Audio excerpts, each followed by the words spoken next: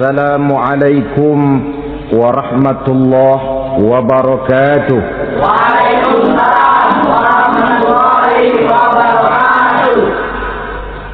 Alhamdulillah wassalatu wassalamu ala sayyidina Rasulillah sayyidina wa maulana Muhammad ibn Abdullah wa ala alihi wa sahbihi wa mawala. La hawla wa la quwwata illa billah, amma ba'du. Bapak-bapak, ibu-ibu, saudara-saudara kaum muslimin rahimakumullah. Di dalam kehidupan kita sebagai seorang muslim, minimal 5 kali dalam sehari semalam kita mendengar seruan untuk mendirikan solat yang disebut azan. Ada kalimat menarik di dalam kalimat azan itu, yakni seruan hayya 'alal falah, marilah menuju kepada keberuntungan, marilah meraih kemenangan. Seruan ini adalah kecenderungan dari setiap manusia, apapun warna kulitnya. Artinya, setiap orang dalam hidup selalu ingin meraih dan mencari kemenangan. Kemenangan akan melahirkan kepuasan batin, dan kepuasan batin memberikan kebahagiaan. Sedangkan kekalahan melahirkan penderitaan batin, dan penderitaan batin menjerumuskan seseorang di dalam berbagai bentuk kerugian. Jikalau inilah seruan azan, maka masalahnya ialah apa yang menyebabkan kita meraih kemenangan. Al-Quranul Karim memberikan tuntunan dan ajaran kepada kita bahwa orang-orang yang memperoleh kemenangan itu tidak lain adalah orang-orang yang bertakwa. Hanyalah mereka yang bertakwa kepada Allah Subhanahu wa ta'ala pada akhirnya akan tampil sebagai pemenang. Lalu siapa orang yang bertakwa itu? Dijelaskan dalam awal-awal Al-Baqarah, orang yang bertakwa yang akan meraih kemenangan. Pertama, alladzina yu'minuna bil ghaib, yaitu orang-orang yang beriman kepada yang gaib, percaya bahwa ada alam yang gaib, alam yang abstrak, alam yang tidak bisa dijangkau oleh salah satu daripada panca indera kita. Mereka percaya dan beriman kepada adanya malaikat, beriman kepada adanya iblis dan jin, beriman kepada adanya alam kubur, beriman kepada adanya alam mahsyar, beriman kepada adanya alam akhirat, beriman kepada adanya surga dan neraka.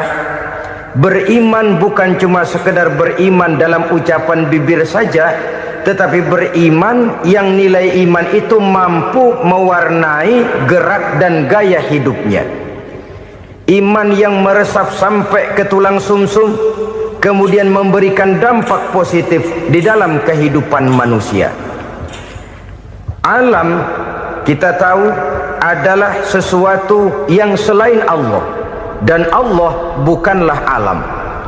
Apapun namanya selain daripada Allah, itu adalah alam. Alam pada hakikatnya terbagi menjadi 2. Ada alam syahadah, alam nyata, alam konkret, alam yang bisa dijangkau oleh salah satu indera kita. Kemudian ada alam ghaib, alam yang tidak bisa dijangkau oleh panca indera kita, alam metafisika, alam abstrak, alam yang wajib kita imani keberadaannya. Kita percaya bahwa malaikat itu ada, kita percaya kepada jin, bahwa jin itu ada, kita percaya kepada adanya iblis dan setan. Bukan percaya kepada iblis dan setannya, percaya bahwa iblis dan setan itu ada. Itu termasuk salah satu daripada sifat orang yang bertakwa kepada Allah. Saudara-saudara kaum muslimin rahimakumullah, kecenderungan pembangunan yang lebih bersifat materialistis biasanya menggeser aspek kehidupan rohani. orang berpikir empiri, dan dalam pola pikir yang demikian, maka alam gaib tidak lagi mendapat perhatian. Aspek kehidupan yang bersifat rohaniyah malah mulai ditinggalkan. Akibatnya terjadilah kepincangan di dalam kehidupan kita. Pernah ada satu pengalaman pribadi dalam perjalanan kembali ke tanah air.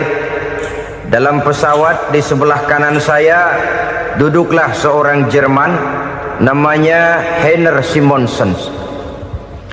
Iseng saya ajak kenalan, saya ajak ngobrol, saya tanya dia. Saya bilang, Mas Heiner ini, kalau pesawat yang kita tumpangi ini jatuh ke bawah, kira-kira apa yang bakal terjadi, Mas? Dia bilang, kita semua akan mati. Begitu? Iya. Oke. Apa itu mati? Tanya saya. Dia bilang, untuk tahu apa itu mati, kita harus tahu lebih dahulu apa itu hidup. Saya pikir nih bule bisa ngomong juga. Baiklah kata saya. Apa hidup menurut Anda itu? Oh, hidup itu dia bilang, kalau seluruh anggota badan kita bekerja secara normal, paru-paru memompa darah secara normal, jantung berdetak secara normal, sel-sel tubuh bekerja secara fit, dan organisme tubuh hanya mau bekerja secara normal, dia bilang, kalau kita memberi makan yang cukup, menu yang teratur, dan gizi yang lengkap. Saya bilang, kesimpulannya apa, Ner? Dia jawab, hidup adalah dari tangan ke mulut. Life is from the hand to the mouth, kata dia. Hidup adalah dari tangan ke mulut. Jadi masalah hidup tidak lebih daripada masalah isi perut. Orang pergi pagi, pulang sore, peras keringat, banting tulang, perut yang dibelain. Saya bilang, you are wrong. Sampean salah, Ner. Kamu orang Islam bukan? Bukan. Pantas. Kenapa saya salah? Dia bilang, ya jelas salah.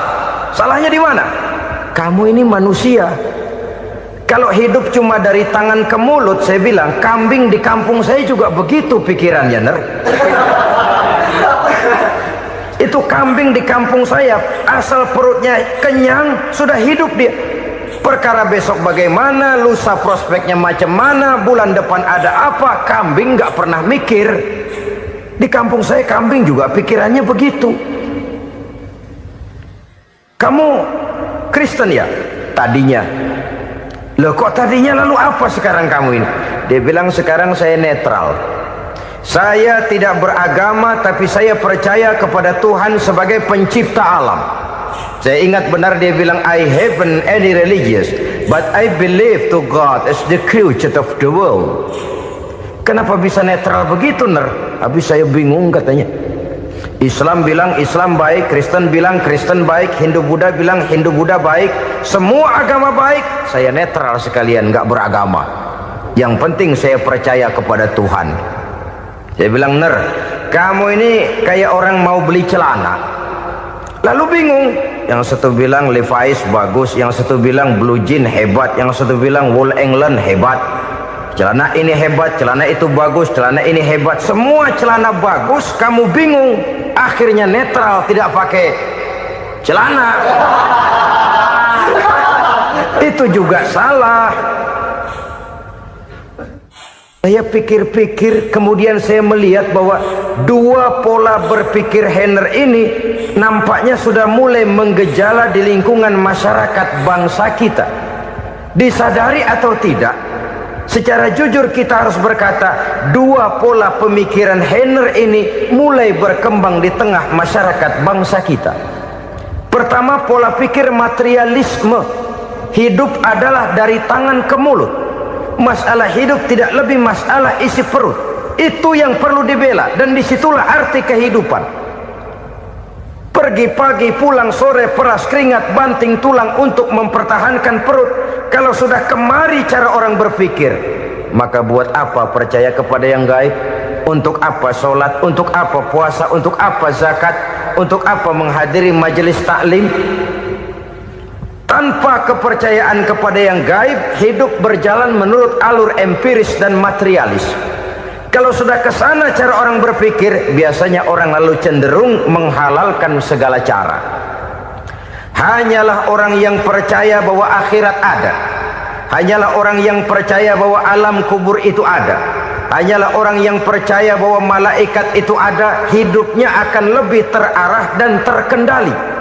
Karena kepercayaan kepada yang gaib, yang merupakan fase daripada kehidupan setelah hidup yang sekarang ini, mewarnai gerak pribadi seseorang di dalam dia melakukan kegiatan hidupnya. Pola berpikir materialisme, disadari atau tidak, mulai menggejala di lingkungan masyarakat bangsa kita. Hidup tidak lebih dari urusan tangan ke mulut, mulut ke tangan, tangan ke mulut. Asal perut sudah kenyang, hiduplah sudah. Perkara bagaimana prospek hari yang akan datang, bagaimana akhirat, tidak jadi persoalan. Ini yang oleh Nabi diperingatkan, ad-dunya sijnul mu'min wa jannatul kafir. Dunia adalah penjara bagi orang beriman dan surga bagi orang kafir. Dulu di zaman Belanda hadis ini pernah disalah tafsirkan, disalah artikan, digunakan sebagai senjata untuk mengkebiri dan membuat impoten umat Islam. Sudahlah umat Islam gak usah macam-macam, kata Belanda. Dunia ini kan penjara buat orang Islam, surga buat orang kafir. Di penjara jangan bertingkah.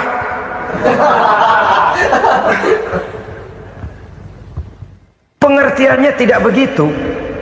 Dunia adalah penjara bagi orang mukmin. Artinya dalam kehidupan dunia seorang mukmin tidak bebas memperturutkan hawa nafsunya. Dipenjara hawa nafsunya itu. Sebaliknya surga bagi orang-orang kafir. Buat orang kafir surgalah dunia ini. Mereka bebas memperturutkan hawa nafsunya, dilarang tidak terlarang, dicegah pun tidak tercegah. Mereka hidup menurut alur bisikan nafsu mereka sendiri. Kemudian bila ajal datang, maut merenggut nyawa, selesailah surganya sampai di situ. Maka bagi orang-orang yang tidak percaya kepada adanya akhirat, kepada adanya alam gaib, surganya sebatas umurnya. Sekali lagi, surganya sebatas umurnya. Bila umur selesai, ajal pun datang merenggut nyawa, selesailah sudah surganya sampai di situ. Alangkah pendeknya perjalanan orang-orang yang tidak percaya kepada alam gaib ini. Bagi kita mukmin, jikalau kita mampu memenjarakan hawa nafsu, kita bisa bahagia di dunia ini. Dan Islam memang tidak menyuruh kita sengsara di dunia.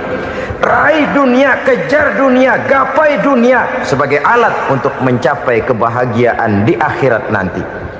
Hidup adalah satu perjalanan panjang yang terbentang sejak kita terlahir dari alam rahim sampai kepada alam akhirat nanti. Andai kata kita gagal meraih kebahagiaan di dunia, toh kita masih punya akhirat. Tapi jangan jadi dalil yang melemahkan semangat. Biarin dah kita di dunia kebelangsak, yang penting akhirat. Akhirnya dunia benar-benar kebelangsak. Bagaimana dunia ini bisa kita raih, dan bagaimana meraih dunia untuk menunjang kepentingan akhirat nanti. Yang kedua, dari pikiran Heiner yang saya lihat menggejala di lingkungan masyarakat bangsa kita, timbulnya manusia-manusia netral. Seolah-olah Tuhan yes, agama no. Sama Tuhan percaya, agama ogah. Tuhan ngangguk, giliran agama godeng.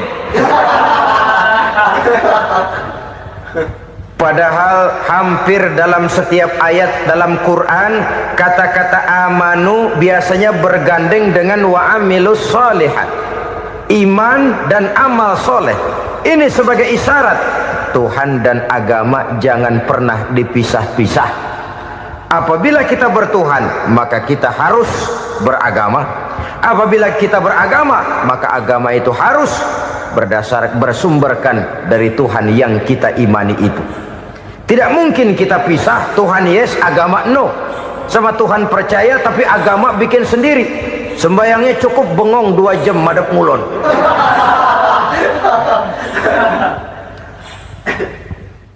Saudara-saudara kaum muslimin rahimakumullah.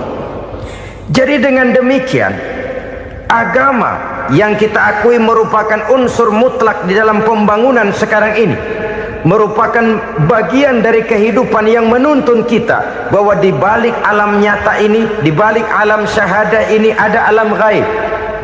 Dan mudabbir, murabbi, yang mengatur, yang menguasai, yang memelihara baik dia alam nyata, baik dia alam gaib, tidak lain adalah Allah Subhanahu wa ta'ala.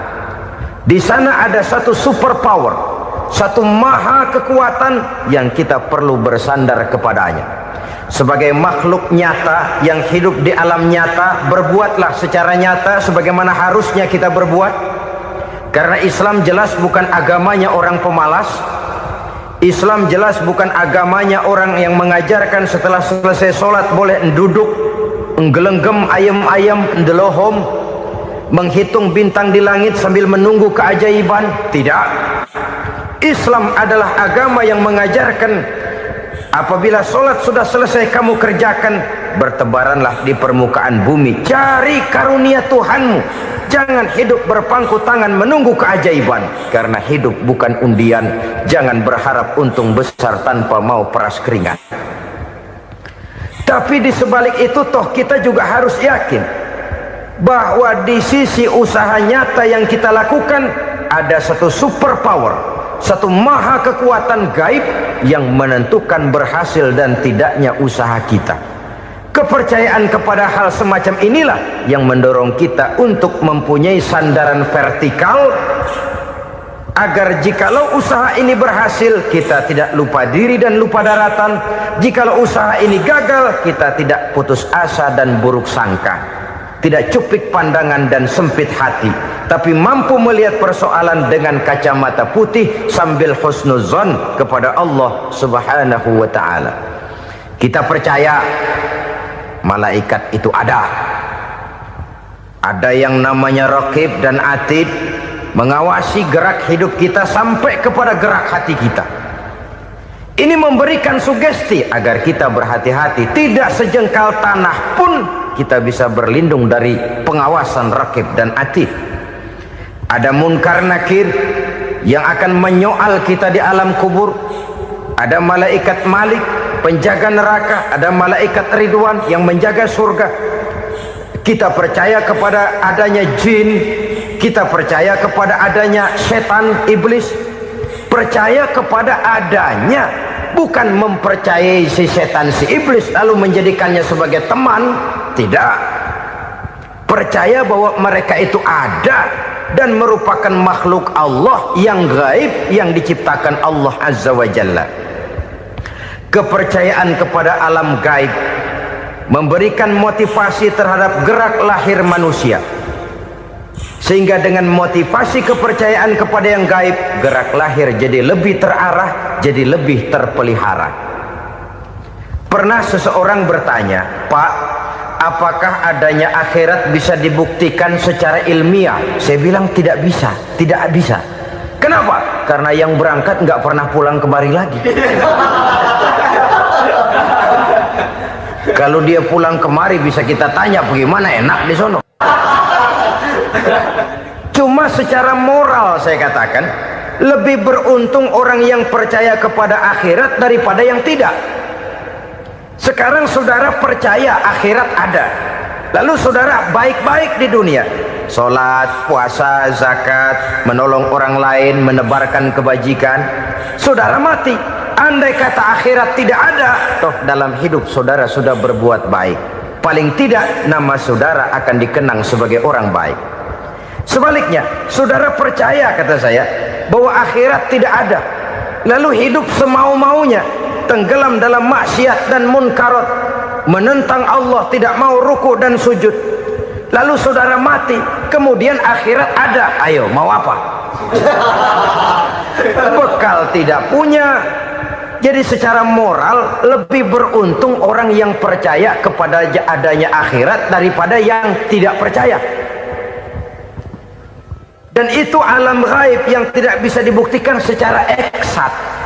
Jangankan untuk membuktikan seperti itu, dalam kehidupan sehari-hari saja yang kita rasakan tidak selalu berbentuk toh. Angin, bagaimana sih bentuknya angin? Kita tidak tahu. Merah, buktinya kalau dikerok merah. Yang merah itu kulit, yang kulit kita bukan anginnya. Sakit, rasa sakit itu ada, tapi bagaimana bentuk sakit kita nggak pernah tahu. Kalau kita makan cabai pedas, bagaimana bentuk pedas itu tidak ada, tapi rasa ada. Bentuk pedas hijau, cabenya bukan pedasnya. Tidak semua yang kita rasakan bisa kita gambarkan dalam bentuk yang konkret. Oleh karena itu, sekali lagi bahwa kepercayaan kepada alam yang gaib mampu memberikan satu sugesti yang menata kehidupan seseorang lebih lurus, lebih terarah, dan lebih terkendali. Maka wajar kalau kepercayaan kepada yang gaib mengantarkan seseorang untuk meraih kemenangan. Kenapa? Dia percaya kepada yang gaib, bahwa akhirat ada, bahwa alam kubur ada, bahwa pertanggungan jawab itu ada. Maka dia lalu tidak hidup saenae udele dewe, itu loh. Tidak hidup menurut seleranya sendiri, terarah, teratur. Ini cirinya yang pertama. Orang bertakwa yang akan meraih kemenangan, mereka beriman, mereka percaya kepada yang gaib.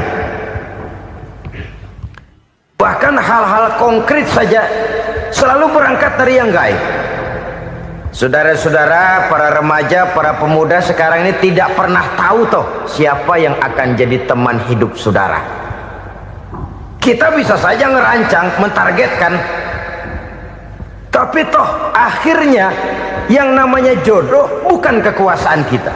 Rezeki di luar kemampuan kita. Begitu juga ajal, maut, jodoh, ajal adalah contoh-contoh konkret bahwa pada akhirnya yang gaiblah yang menentukan. Bertahun-tahun ngelancong, emang jodoh seret nggak jadi.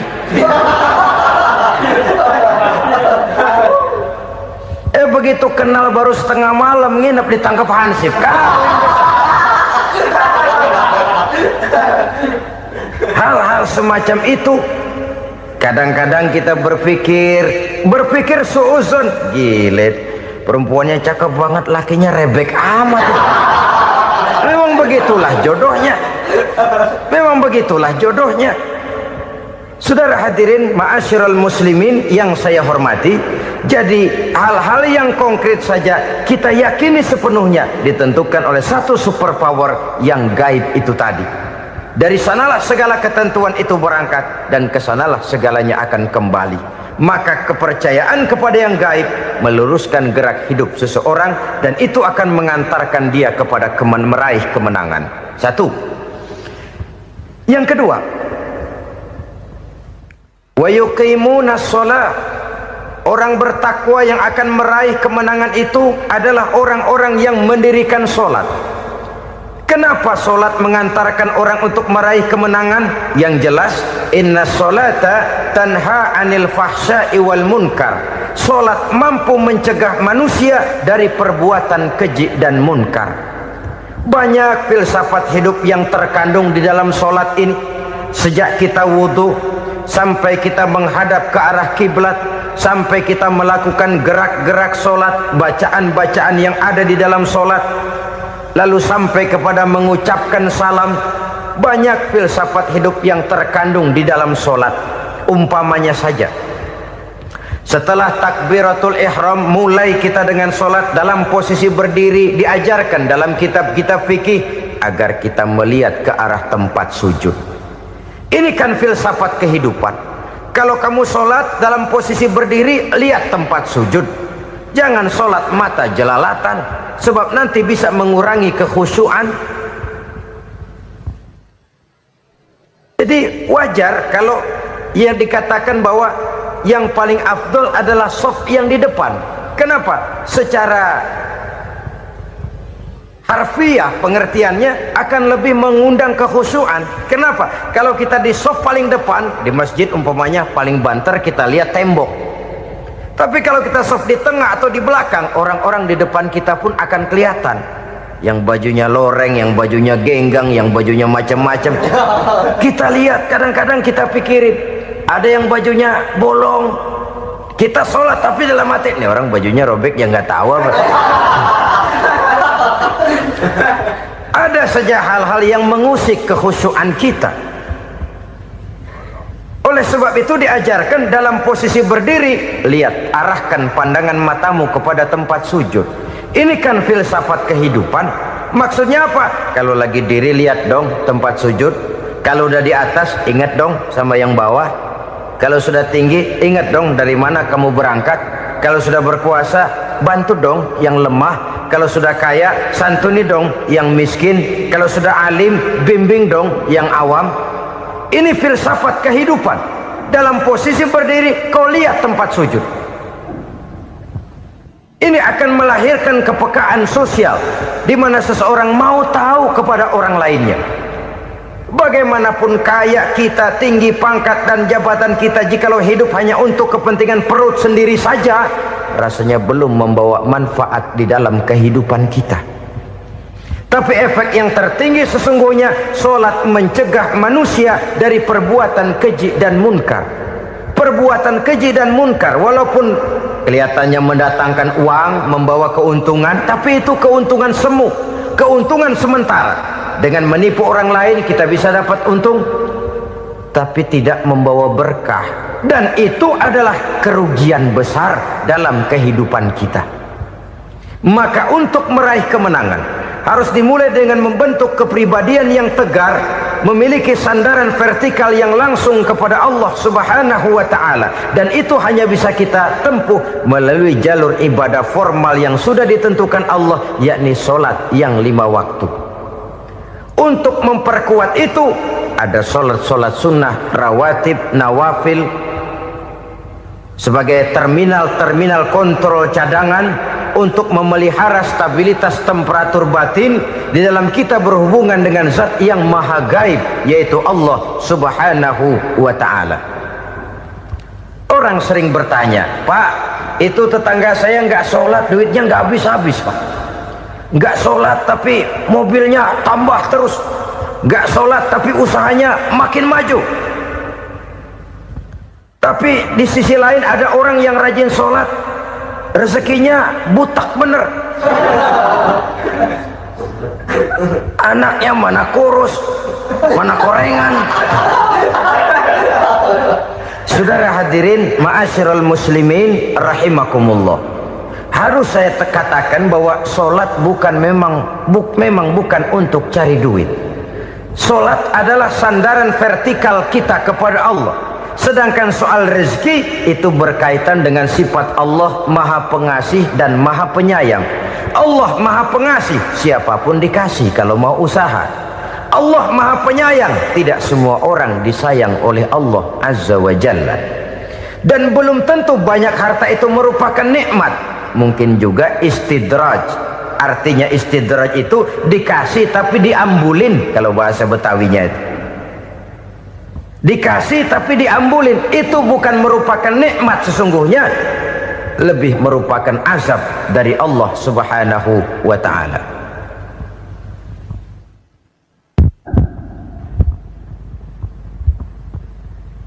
Agama mempunyai sistem sholat, dan kita umat Islam telah dituntun oleh Allah Subhanahu wa ta'ala yang wajibnya 5 kali dalam sehari semalam mendirikan sholat. Dan itu tentu berada dalam jangkauan kemampuan manusia. Pada awalnya barangkali kita memang merasa sholat itu satu kewajiban, tapi semakin kita hayati makna, manfaat dan filsafat yang terkandung di dalam ajaran sholat, semakin sampai kita kepada keyakinan bahwa sholat adalah keperluan kita. Sehingga pada waktu tertentu dinilai puncaknya, kita tidak lagi akan berkata saya wajib sholat, tapi kita akan berkata saya perlu sholat. Kalau kita sudah merasakan itu adalah keperluan kita, nah di sanalah kita baru akan merasakan ruginya kalau hal itu tidak kita laksanakan. Sepanjang kita masih berkata saya wajib sholat, kita akan lebih merasakan dia sebagai beban ketimbang sebagai keperluan. Yang jelas Allah tidak memerlukan ibadah yang kita laksanakan ini. Dengan kata lain, andai kata satu dunia penuh ini orang tidak ada yang sholat satu pun, Allah tidak akan turun dari jabatan Tuhan. Jangan lalu berpikir kalau kita ngambek se-RW kagak sembahyang Tuhan tekor kali ini ya. Tentu tidak. Itu perlunya kita, bukan perlunya Allah. Dan pada induknya kita akan berkata saya perlu agama. Kalau secara induk kita sudah memerlukan agama, maka konsep-konsep yang ada di dalam ajaran agama itu pun adalah juga merupakan keperluan kita. Baik dia bernama sholat, baik dia bernama puasa, baik dia bernama zakat, baik dia bernama haji, seluruhnya adalah keperluan kita. Dan sesuatu yang kita perlukan apabila tidak kita laksanakan akan melahirkan kerugian di dalam kehidupan. Jangan heran kalau kita membaca riwayat perjalanan hidup para salafus soleh, orang-orang soleh. Ada yang tahajud sampai 100 rakaat, ada yang sholat malam kakinya sampai bengkak. Kita sekalinya bengkak biri-biri. Ada yang sholat membaca surah dalam Al-Quran sampai khotam Quran. Kok mau? Mereka sudah merasakan itu keperluan. Itu saja soalnya. Satu saat pun jikalau kita merasa bahwa itu keperluan saya, kita pun akan melaksanakan seperti itu. Keperluan saya dalam kehidupan. Inilah yang kedua. Yang ketiga, orang bertakwa yang akan meraih kemenangan itu, wa mimma razaqnahum yunfikun. Mereka membelanjakan sebagian daripada rezeki yang diberikan Allah kepada mereka. Mereka infakkan di jalan Allah. Ada satu dialog menarik. Satu hari seorang anak muda bertemu dengan seorang kakek-kakek yang sudah dikenalnya baik. Bertanyalah anak muda ini, "Kek, umur kakek berapa tahun?" 15 tahun, kata si kakek. "Anak kakek berapa orang?" 1. "Harta kakek berapa banyak?" 15 juta. Si anak muda ini bengong, lalu protes, "Kok kakek bohongin saya?" "Kenapa?" "Saya tahu umur kakek 70 tahun. Kenapa ngaku 15? Saya tahu anak kakek 5.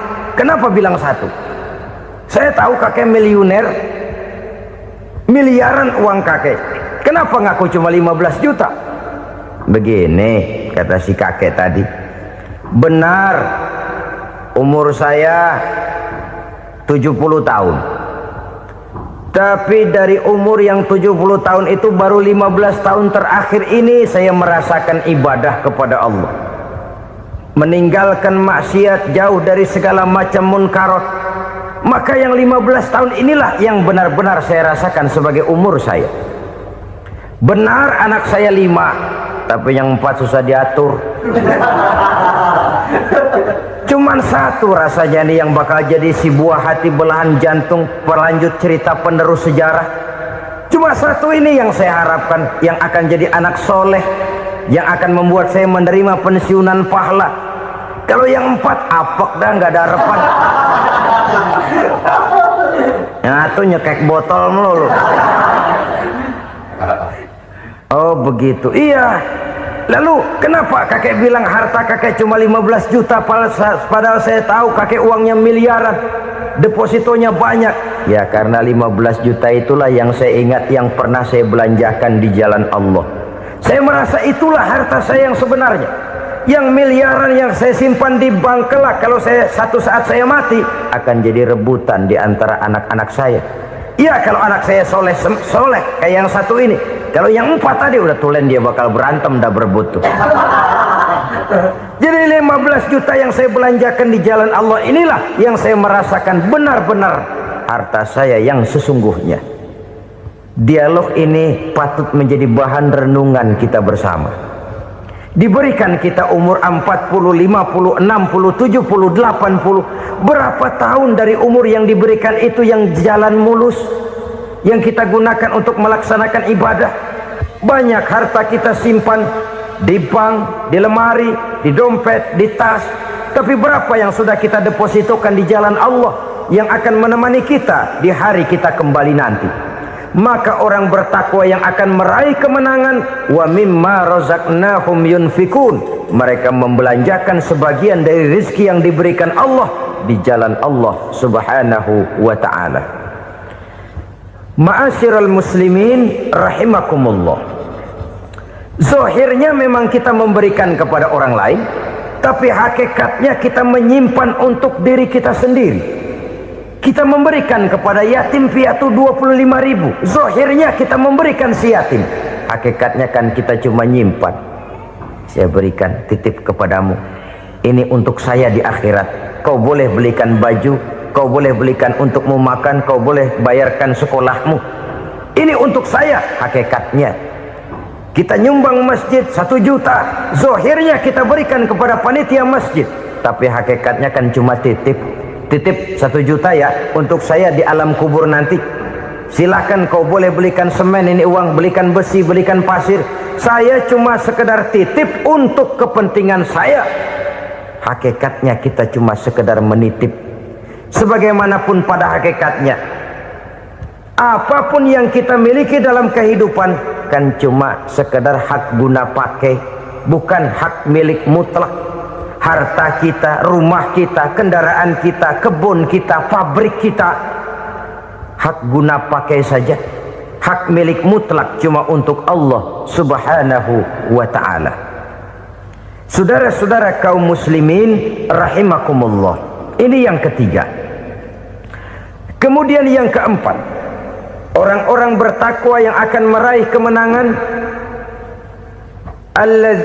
allazina yu'minuna bima unzila ilaika, mereka yang beriman, mereka yang percaya kepada apa yang telah diturunkan kepadamu Muhammad, ay Al-Quran, yakni Al-Quranul Karim.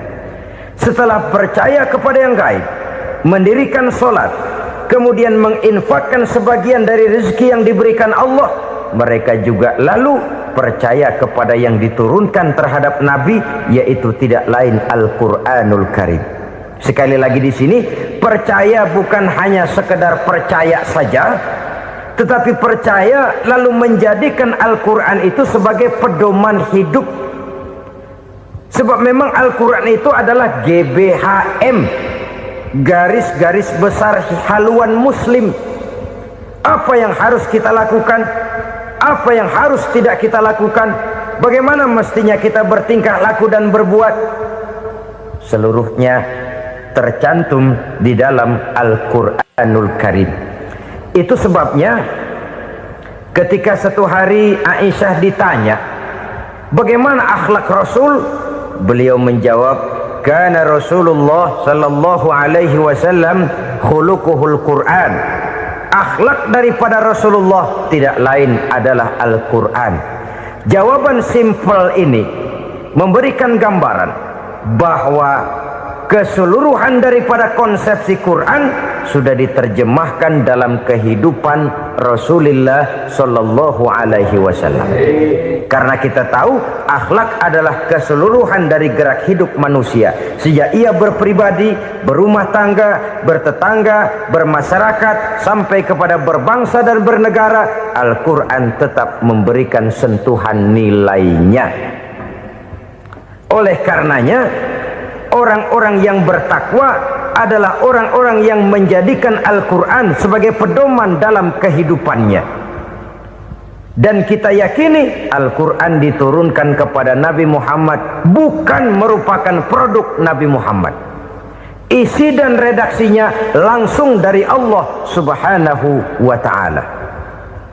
Kemudian cirinya yang kelima, orang bertakwa yang akan meraih kemenangan itu, wa ma unzila min qablika. Tidak hanya sekedar percaya kepada yang diturunkan terhadap Nabi Muhammad, yaitu Al-Quran, mereka juga percaya kepada apa yang pernah diturunkan kepada para nabi, kepada para rasul sebelum Nabi Muhammad. percaya kepada adanya suhuf, percaya kepada adanya Taurat, percaya kepada adanya Injil, percaya bahwa Allah dahulunya sudah menurunkan Taurat kepada Musa, percaya bahwa Allah sudah menurunkan Injil kepada Isa, percaya Injil ada, Taurat ada, diturunkan Allah untuk Isa dan Musa, tetapi tidak wajib mengamalkannya karena kita sudah diberikan Al-Quranul Karim. Ini yang perlu saya garis bawahi. Kita percaya Allah telah menurunkan Injil dahulu kepada Isa. Kita percaya bahwa Allah telah menurunkan Taurat dahulunya kepada Nabi Musa. Kadang-kadang ini dijadikan dalih, dikacaukan pengertiannya. Quran saja mengajarkan bahwa orang yang bertakwa harus percaya kepada Injil, maka pakailah Injil. Apalagi kalau ayat sebelumnya ditilap, dihapus, dihilangkan, Injilnya yang ditekankan, maka akan terjadilah penekanan yang salah arah. Karena salah arah akhirnya bisa merusak dan menghancurkan akidah. Ketika Rasul suatu saat pernah ditanya orang, "Ya Rasul, bagaimana sikap kita sebagai muslim terhadap Injil yang ada sekarang?" Beliau menjawab, "La tukadzibuhu jami'an wa la tusaddiquhu jami'an." Jangan didustakan seluruhnya, jangan juga dibenarkan semuanya. Artinya, ini sudah merupakan gambaran dari Rasul bahwa dalam Injil yang ada sekarang masih ada ajaran-ajaran tauhid yang dibawa oleh Nabi Isa dan diajarkan kepada umatnya. Tapi juga dalam Injil yang sekarang ini sudah terkena intervensi dan investasi manusiawi. Karena itu Rasul menyimpulkan, la tukadzibuhu jami'an wa la tusaddiquhu jami'an. Jangan didustakan semua, jangan dibenarkan seluruhnya. Kita memang percaya Allah telah menurunkan Injil kepada Nabi Isa dulu, tapi kita tidak wajib mengamalkan Injil. Kita percaya Allah telah menurunkan Taurat kepada Nabi Musa, tapi kita tidak wajib mengamalkan kitab ajaran Taurat. Yang wajib kita percayai dan kita amalkan hanyalah Al-Quranul Karim. Kenapa? Oleh karena baik yang ada di dalam Taurat, baik yang ada di dalam Injil, tentu tercakup di dalam Al-Quran sebagai kitab terakhir yang diturunkan oleh Allah Subhanahu wa Ta'ala. Dan itu wajar. Kalau seorang pejabat mau mengeluarkan satu keputusan baru, tentu dia harus meninjau keputusan-keputusan lama. Andai kata dianggap tidak berlaku, dianggap tidak relevan lagi, maka keputusan-keputusan lama itu tentu sudah dianggap tidak berlaku. Sebagian daripada aturan-aturan dalam keputusan lama yang masih dianggap relevan tercantum dalam keputusan baru yang wajib diamalkan. Begitulah hubungannya antara Al-Quran, Taurat, Zabur, dan Injil. 4 kitab samawi yang diturunkan Allah masing-masing kepada Zabur untuk Nabi Daud, Taurat untuk Nabi Musa, dan Injil untuk Nabi Isa alaihi wassalatu wassalam. Ketiga-tiga kitab itu kita percayai adanya. Kita yakini Allah telah menurunkan Zabur, Taurat, dan Injil, tapi kita tidak wajib mengamalkannya. Yang wajib kita mengamalkannya sekarang ini tidak lain hanyalah Al-Quranul Karim saja, karena ia mencakup apa yang ada di dalam Zabur, apa yang ada di dalam Taurat, dan apa yang ada di dalam Injil. Keotentikannya bisa dipertanggungjawabkan. Ya, tapi kan Nabi Muhammad sudah mati 14 abad yang lalu, dan di zaman beliau Al-Quran kan belum dikodifikasikan, belum ditulis. Bagaimana keotentikannya bisa dipertanggungjawabkan? Mudah saja. Allah berjanji, "Inna nahnu nazzalna dzikra wa inna lahu lahafizun." Kami yang menurunkan Al-Quran dan kami yang akan menjaga dan memeliharanya. Allah turunkan Quran, Allah menjaganya. Bagaimana cara Allah menjaga Al-Quran itu? Banyaknya orang-orang yang hafaz Al-Quran. Hafaz Al-Quran. 30 juz, 114 surah, 6.666 ayat. Sehingga jangankan satu kata, jangankan satu ayat, satu kalimat saja berubah sudah akan timbul reaksi dan mudah dimengerti. Kenapa? Banyak orang-orang yang hafaz Al-Quran. Sedangkan pada setiap akhir tahun biasanya malaikat Jibril selalu mengadakan checking terhadap ayat-ayat yang diturunkan pada waktu itu. Di zaman Nabi sendiri sudah ada usaha kodifikasi. Dan yang lebih luar biasa lagi, sampai hari ini tidak seorang pun mampu membuat satu ayat saja semacam Al-Quran. Ke bahasa manapun dia diterjemahkan, naskah aslinya tetap ikut, rujukan dasarnya tetap ada. Berdasarkan itu maka tidak mungkin terjadi penyelewengan terhadap atau pemalsuan terhadap ayat-ayat Al-Quranul Karim. Kesuciannya, keotentikannya, kemurniannya bisa dipertanggungjawabkan. Ma'asyiral muslimin rahimakumullah. Oleh karenanya, konsepsi dasar daripada ajaran Islam ini memang tidak lain adalah Al-Quran dan Sunnah. Isi daripada agama Islam yang merupakan iman, Islam dan ihsan, konsepsi dasarnya tidak lain adalah Al-Quran dan Sunnah Rasulullah Sallallahu Alaihi Wasallam. Maka yang kita perlukan sekarang ini adalah terjemahan Al-Quran di dalam kehidupan kita. Dengan demikian, maka gaya kehidupan yang lebih Qurani itulah yang kita dambakan. Kita perlu memang terjemahan Quran dalam bahasa Inggris, dalam bahasa Belanda, dalam bahasa Jepang, tapi yang lebih kita perlukan adalah terjemahan Quran di dalam kehidupan kita. Konsekuen, tidak memanipulasi, ringan sama kita jinjing, berat sama kita pikul. Jangan kalau lempengan ayat Quran tuh kira-kira enak diamalin, keras teriakan kita. Giliran kira-kira ayat Quran itu mukul kepala kita sendiri, diam kita. Itu ciri yang pernah disindir Allah dalam awal-awal Baqarah juga itu. Ciri beragamanya orang yang munafik. Kullama adha'a lahum masyawfih, kata Allah. Wa iza azlama alaihim qamu. Apabila terang mereka jalan, apabila gelap mereka berhenti. Artinya, kalau kira-kira di Islam nguntungin, rame-rame pada teriak Islam. Tapi ketika diminta untuk berjuang, ketika dituntut untuk berkorban, rame-rame mengundurkan diri. Nasib agama tidak ubahnya seperti daun pisang yang dikait orang di tepi jalan lantaran tak berpayung di ketika hari hujan. Manakala hujan usailah sudah, daun itu pun dicampakkan di tepi jalan, diinjak pula orang nan lalu. Artinya orang menjadikan agama cuma sebagai lipstick, decoration only, tidak konsekuen. Hanya pada saat-saat kelihatannya Islam membawa keuntungan, rame-rame orang teriak-teriak tentang Islam. Tapi jikalau diminta berjuang, jikalau dituntut untuk berkorban, biasanya rame-rame juga mengundurkan diri. Jangan heran kalau mayoritas hitungan kita, tapi minoritas peranan kita.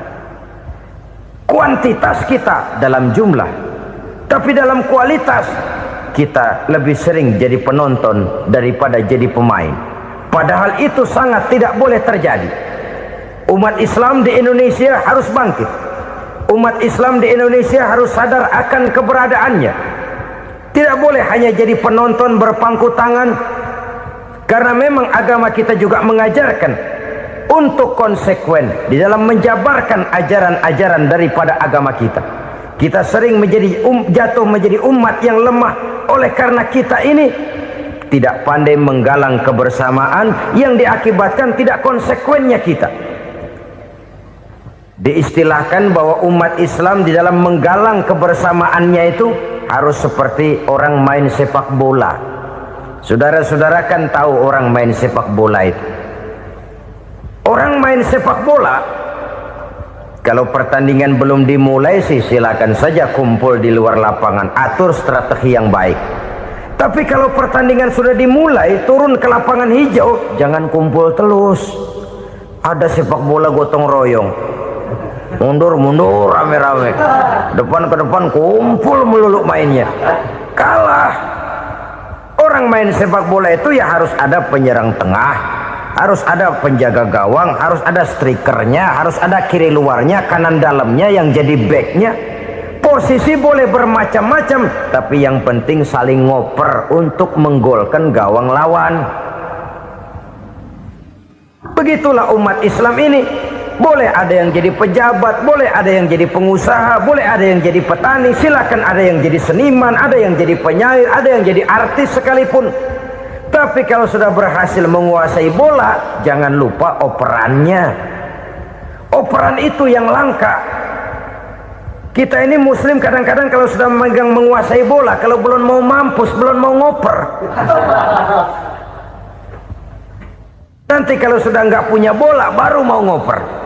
Kalau sudah dengar-dengar mau dekat pensiun, baru mau jihad, baru mau berjuang, baru mau ngurus pesantren. Tanda tangan sudah tidak laku, memo sudah tidak dihargai, baru mau berjuang.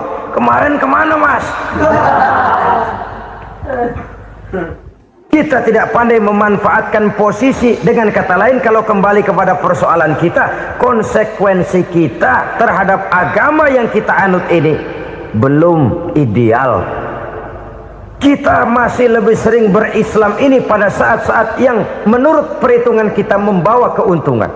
Tapi kalau diminta berjuang, dituntut berkorban, yang itu pun hakikatnya adalah untuk kepentingan kita juga.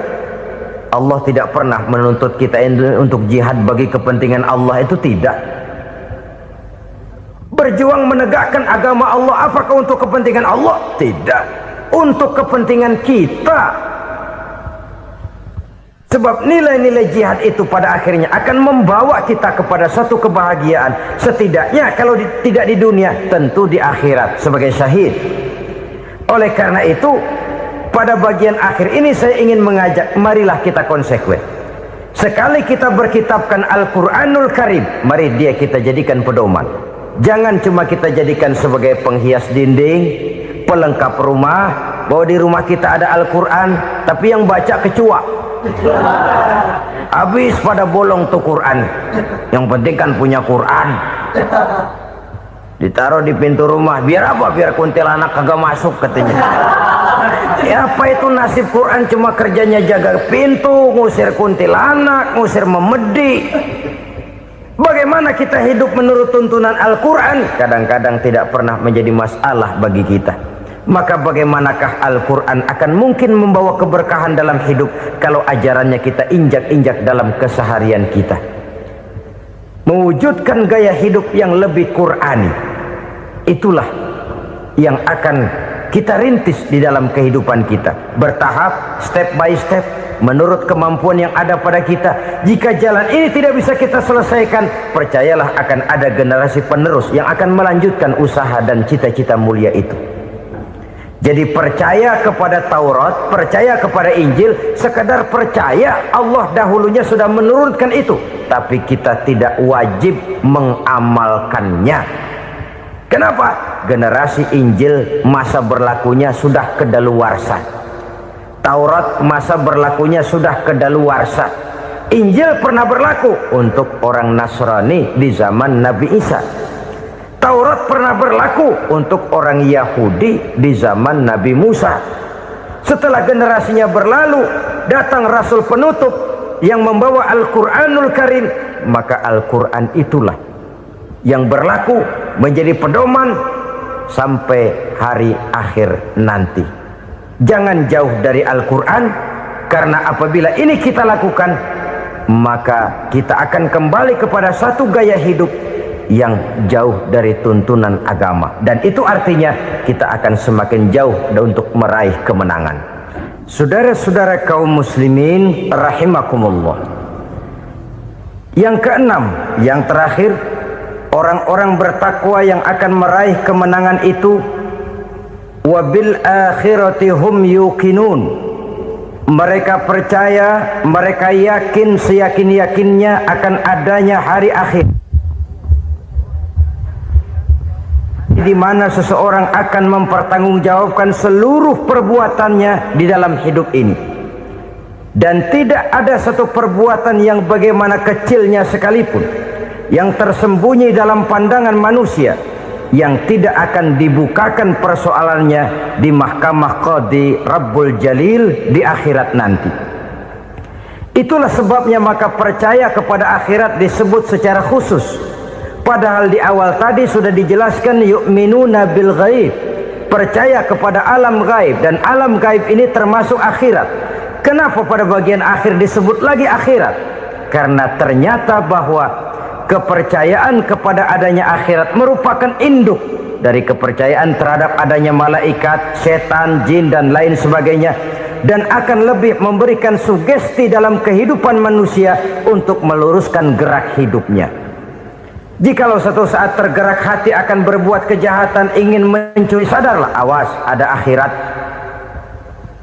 Sebab kalau kita cuma teriak awas ada polisi, itu cuma tertunda sementara. Begitu polisi meleng, embat.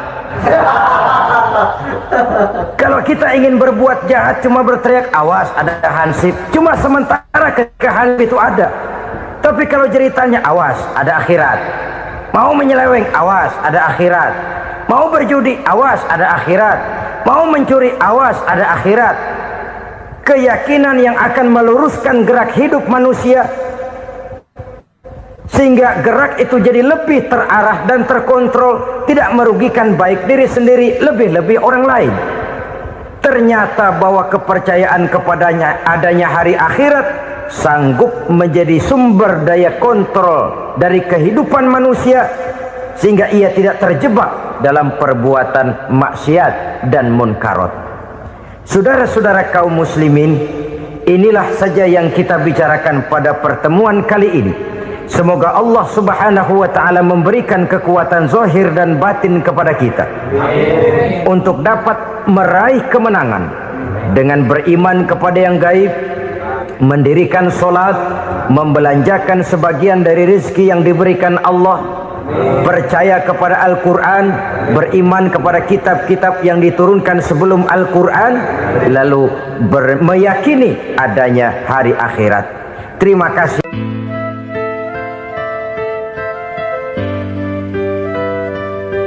Bapak, ibu-ibu, saudara-saudara kaum muslimin rahimakumullah. Kita menyaksikan peristiwa-peristiwa yang memilukan dan memalukan.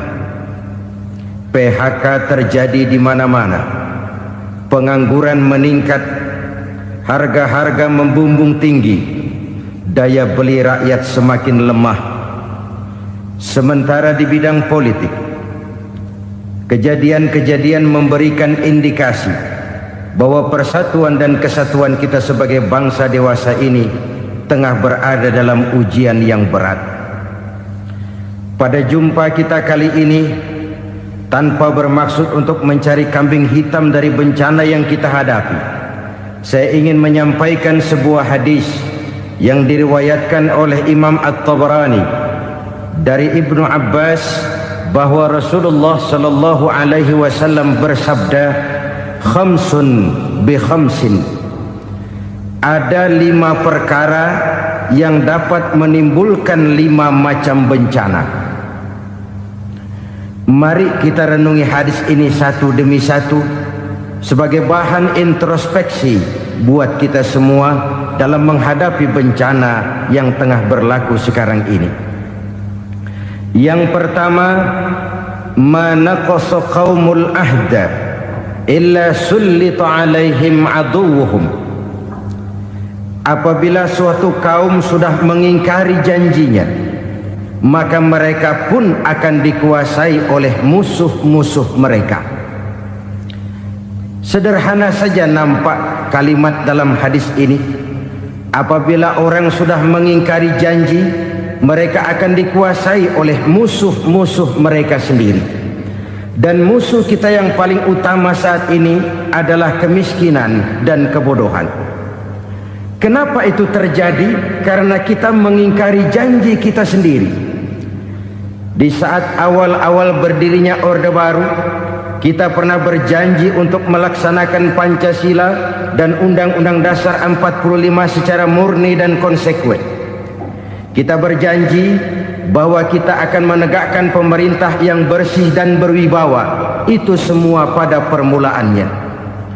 Waktu demi waktu berjalan, kita lupa dengan janji yang kita ucapkan itu.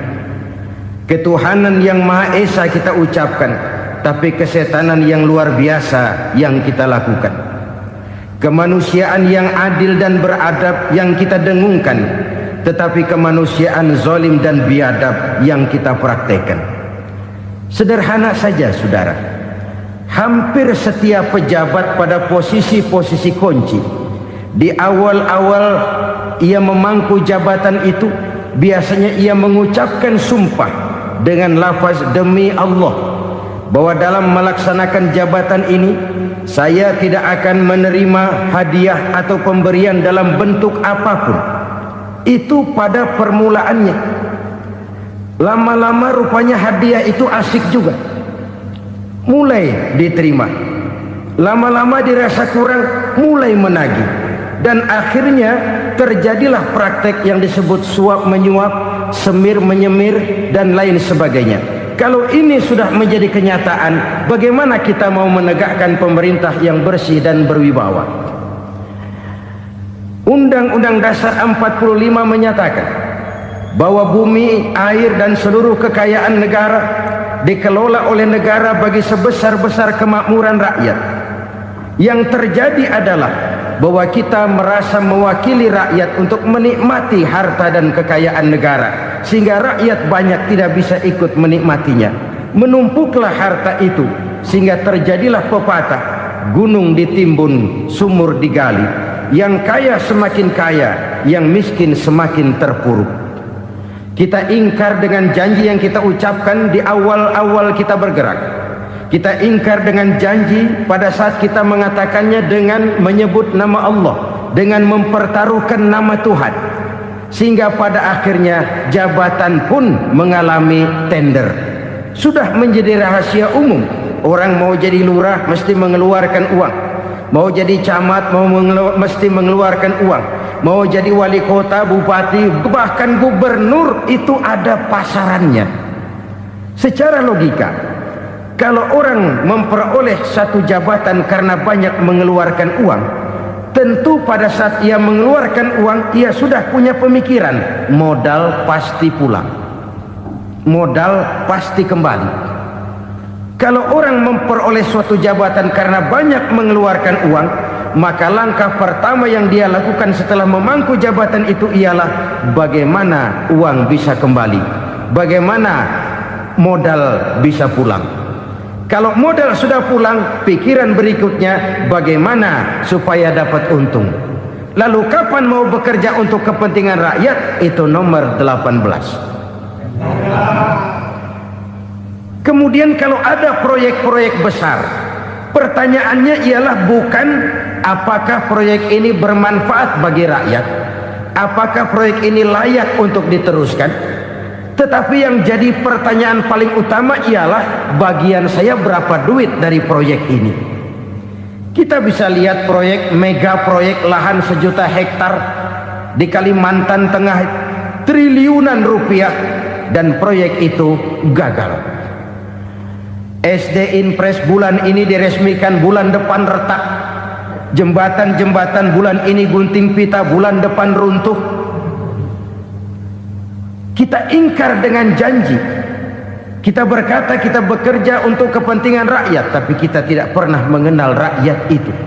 Apabila suatu kaum sudah mulai mengingkari janji, maka mereka akan dikuasai oleh musuh-musuh mereka.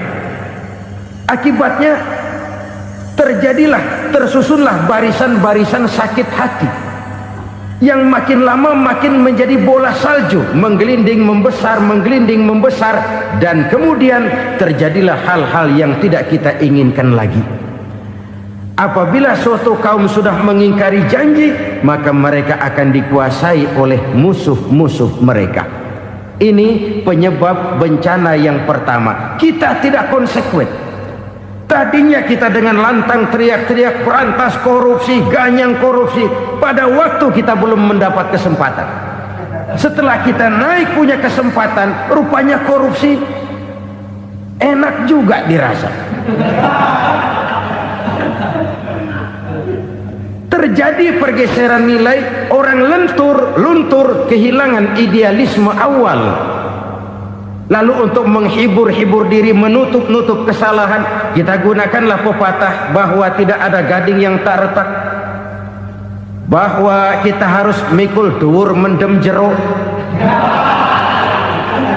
Itu semua cuma sebagai dalih agar kesalahan kita tidak dibicarakan orang lain. Padahal kita sendiri yang mengingkari janji. Kita yang keluar dari komitmen awal kita. Kita berjanji melaksanakan Pancasila dan Undang-Undang Dasar 45 dengan murni dan konsekuen. Kita berjanji untuk menegakkan pemerintah yang bersih dan berwibawa. Namun dalam kenyataannya itu tidak kita laksanakan dengan sebagaimana mestinya. Kita bergeser, kita mengalami proses degradasi, peluncuran nilai, dan akhirnya terbentuklah barisan-barisan sakit hati yang semakin lama semakin membesar itu. Kita harus introspeksi. Memang kalau zaman sedang susah, biasanya kambing hitam laris, tukang kompor gentayangan. Itu dari dulu selalu mencari kambing hitam. Karena itu kita tidak bicara orang, kita tidak bicara siapa yang salah, kita bicara sistem, dan sistem itu bisa mengena siapa saja. Kalau orang sudah mulai mengingkari janji, bergeser dari komitmen awal, itu sudah mulai ia mengalami proses peluncuran, proses degradasi. Ini penyebab yang pertama. Kita tidak lagi konsekuen bahwa bumi, air, sumber daya alam adalah milik negara, dikuasai oleh negara, digunakan bagi sebesar-besar kemakmuran rakyat. Ternyata rakyat yang makmur itu tidak merupakan gambaran yang menyeluruh dari rakyat kita. Undang-undang dasar kita menganut ekonomi kekeluargaan, tapi yang kita praktekkan adalah ekonomi keluarga. Kalau bukan keluarga nggak dapat proyek. Kalau bukan keluarga nggak dapat macam-macam. Kekeluargaan kita rubah menjadi keluarga, timbullah penyakit nepotisme. Kita bergeser, kita ingkari janji, dan kita anggap kita atasnamakan rakyat. Rakyat cuma sekedar jadi address, rakyat cuma sekedar jadi alamat, tetapi kehidupan mereka tidak banyak berubah dan tidak banyak terangkat. Kaum muslimin rahimakumullah, ini penyakit yang pertama, penyebab bencana yang pertama. Yang kedua, kata Nabi, wa ma hakamu bighairi ma anzalallah. Apabila hukum yang diterapkan sudah tidak lagi bersumber dari hukum Allah, illa fasha fihimul faqru, maka akan bertebaranlah kemiskinan di mana-mana. Ini artinya apa? Apabila hukum tinggal sebuah stempel, apabila hukum sudah diatur menurut kepentingan, apabila hukum sudah tidak lagi ditegakkan secara adil, maka kemiskinan merambah di mana-mana. Hukum diatur menurut selera orang yang sedang berkuasa, maka yang benar bisa jadi salah, yang salah bisa jadi benar. Hukum dalam kenyataan hidup berlaku seperti pisau. Pisau itu kan saudara lihat, yang namanya pisau dimanapun itu tajamnya ke bawah, ke atas tumpul. Kalau hukum itu, kalau untuk rakyat, hukum itu tajam bukan main, cepat sekali dilaksanakan. Tapi giliran menengah ke atas, yang gedean dikit berbuat salah, hukum tompul. Hukum pura-pura tidak dengar. Akibatnya terluka rasa keadilan rakyat. Satu kasus rakyat diam, dua kasus rakyat diam, tiga kasus rakyat diam, kasus terakumulasi di hati rakyat. Luka rasa keadilan, dan itu menjadi sumber bencana. Penjarahan, kita tidak setuju itu, tapi kita harus melihat kausalnya. Itu kan tidak berdiri sendiri. Itu kan karena terlukanya rasa keadilan rakyat, melihat kesempatan ini tidak merata. Kalau rakyat ini yang ngajukan kredit ke bank, Walaupun jumlahnya cuma jutaan, ratusan ribu, susahnya 17 setan. Tapi ada orang-orang tertentu yang agunannya palsu, jaminannya palsu, bawa kata belece, bukan cuma miliaran, triliunan kredit bisa keluar. Terluka rasa keadilan, hilangnya kesempatan. Rakyat cuma dapat kesempitan, jarang dapat kesempatan. Dari lukanya rasa keadilan ini, memang ya entah lipstick, entah basa-basi, dibentuklah tim ini, dibentuklah badan pengawas ini, dibentuklah tim ini. Kalau membentur tahu, hancur tahu. Tapi kalau tim yang dibentuk membentur karang, bukan karangnya yang hancur biasanya, timnya yang bubar. Kenapa? Yang dibentur batu karang yang sangat keras. Kita main-main dengan hukum, kita tidak konsekuen dengan hukum. Luka rasa keadilan, dan itu terakumulasi. Edi Tamsil, rakyat tahu, terakumulasi, menguap begitu saja. Kasus-kasus lain rakyat tahu, menguap begitu saja. Ketidakadilan, ketidakadilan, ketidakadilan terakumulasi, mengendap di hati rakyat, menunggu ledakan. Pada saat sumbu meledak, rakyat tidak bisa dibendung lagi. Oke, kita tidak setuju dengan penjarahan, tapi jangan melihat itu sebagai peristiwa yang berdiri sendiri. Kenapa itu terjadi? Kausalnya kenapa? Oke, kita tidak setuju memang, tapi yang dijarah oleh rakyat kan memang cuma untuk perut. Yang dijarahkan beras, yang dijarahkan televisi, yang dijarahkan kulkas yang masih bisa dihitung, yang memang real untuk kebutuhan rakyat.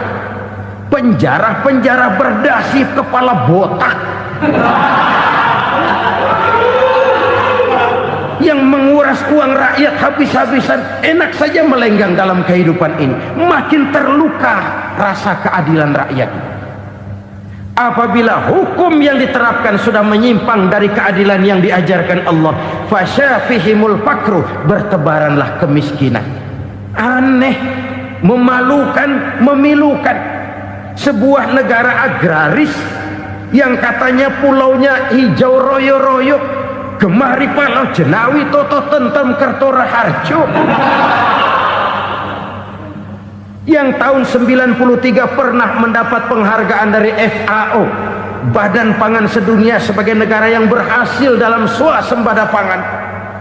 Sekarang ini kita terpaksa betul beli beras dari Vietnam, beli beras ke Kamboja, beli kedelai dari Kamboja. Kenapa? Lahan sawah kita habis ditanami pabrik. Teknologi kita, teknologi loncatan yang non-applied, tidak terpakai oleh kita. Lantas lahan yang tidak bisa kita tanami, kita paksakan lahan-lahan gambut menjadi tanah pertanian yang subur dengan biaya triliunan, dan kita gagal.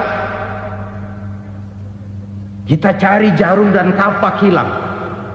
Kita mau jadi negara industri dengan loncatan teknologi yang maju, kita lupakan pola pijak kita sebagai negara agraris, dan akhirnya kita kecolongan. Lihatlah dewasa ini, rakyat kita antri sembako di mana-mana. Di sebuah negara agraris, ketidakadilan melahirkan kemiskinan. Kemiskinan moral dan kemiskinan material. Kemiskinan moral, rakyat nggak percaya lagi sama pejabat. Rakyat mengalami krisis figur. Orang, alah lu ngomong dah sama ember.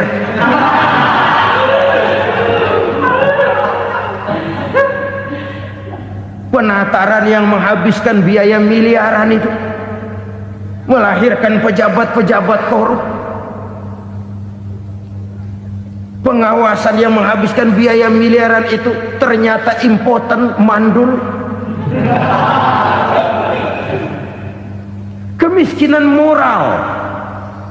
Jujur saya berkata, saudara-saudara, setelah pintu reformasi dibuka, itu yang masuk memang macam-macam.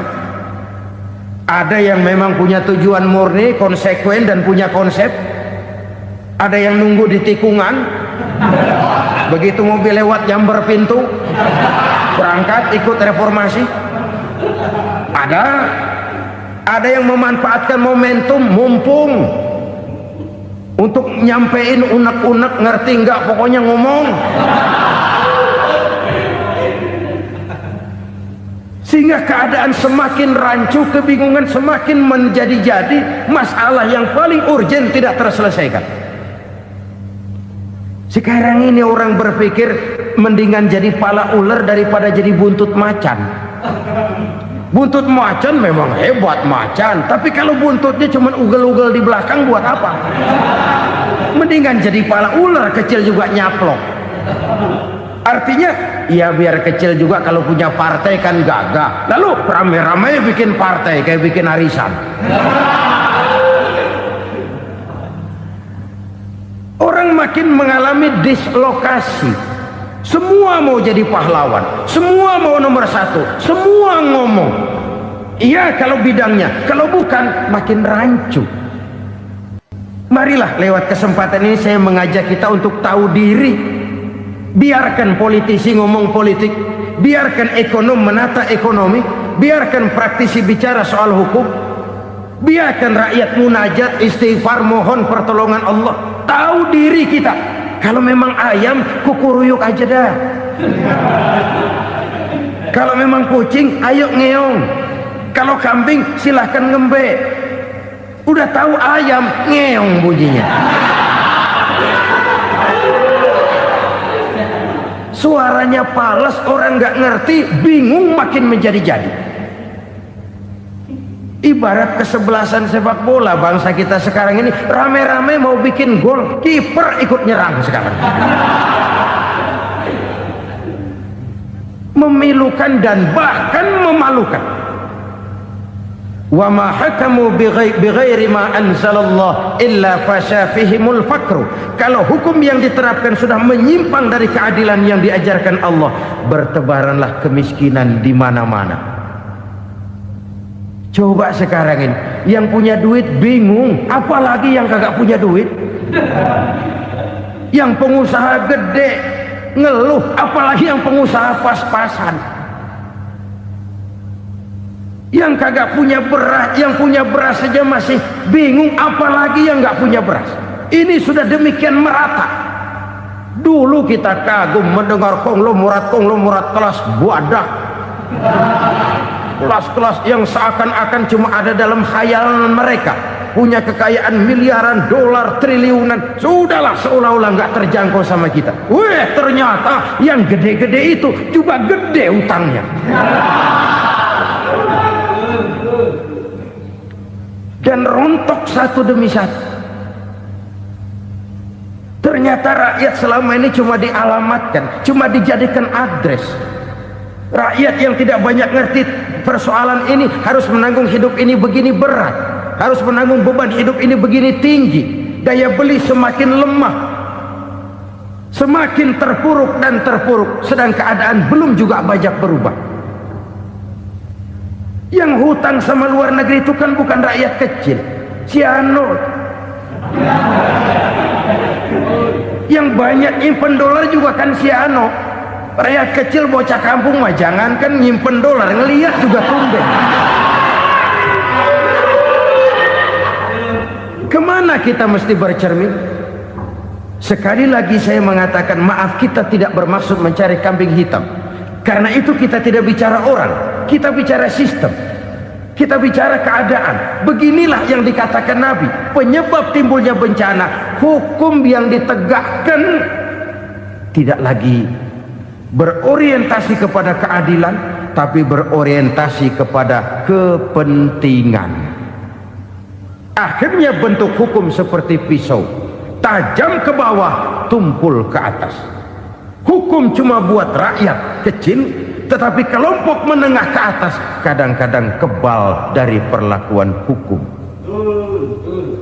Maka bertebaranlah kemiskinan. Iya, kemiskinan moral berupa lukanya rasa keadilan. Kalau rasa keadilan terluka, orang kan nunggu kesempatan, saudara. Iya, dia nggak bisa ngomong, iya dia nggak sanggup action, iya dia nggak bisa tunjuk rasa, tapi hatinya kan, kapan ada kesempatan, kapan ada waktu, tunggu. hatinya mesti begitu. Sehingga begitu ada kesempatan, terjadilah hal-hal yang tidak terhindarkan. Dan itu ekses, bukan reformasi. Jangan seperti sebuah dialog saya dengan seorang abang beca. Saya bertanya, bang, ya, abang tahu nggak reformasi? Tahu. Ustaz, apa? Pembakaran.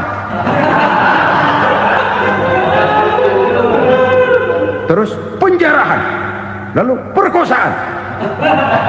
Itu reformasi. Itu yang saya lihat. Nah, itu yang dia lihat. Saya tentu tidak menyalahkan abang beca kita, karena memang itu yang dia lihat dan sejauh itu wawasannya. Tapi ini indikasi bahwa banyak rakyat kita yang belum bisa menggunakan kebebasan secara bertanggung jawab.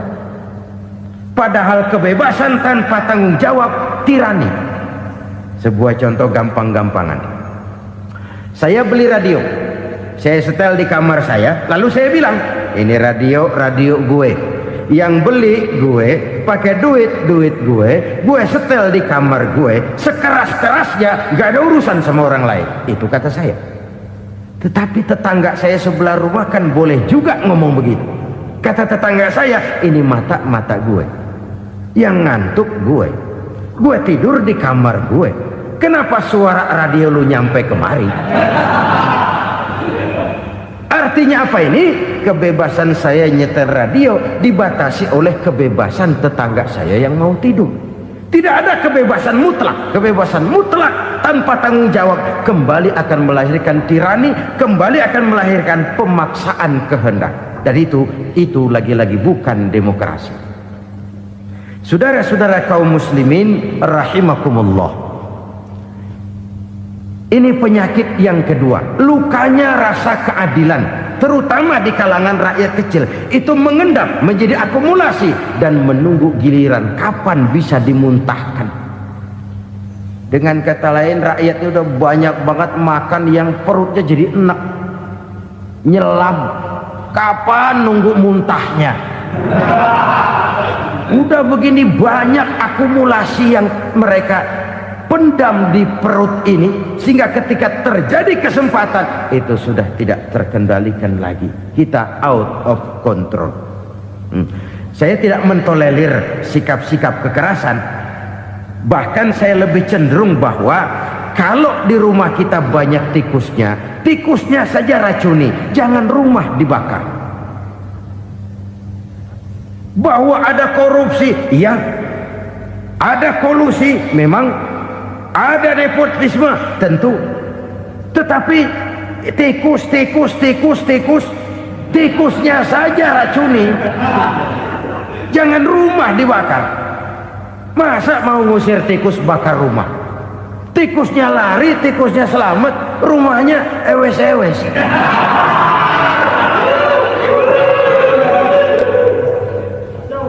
Tikus selamat, rumah nggak punya. Masalah nggak terselesaikan dengan sebagaimana yang kita harapkan. Kita sepakat ini negara hukum, dan di hadapan hukum semua manusia itu sama. Itu prinsip yang diajarkan Allah.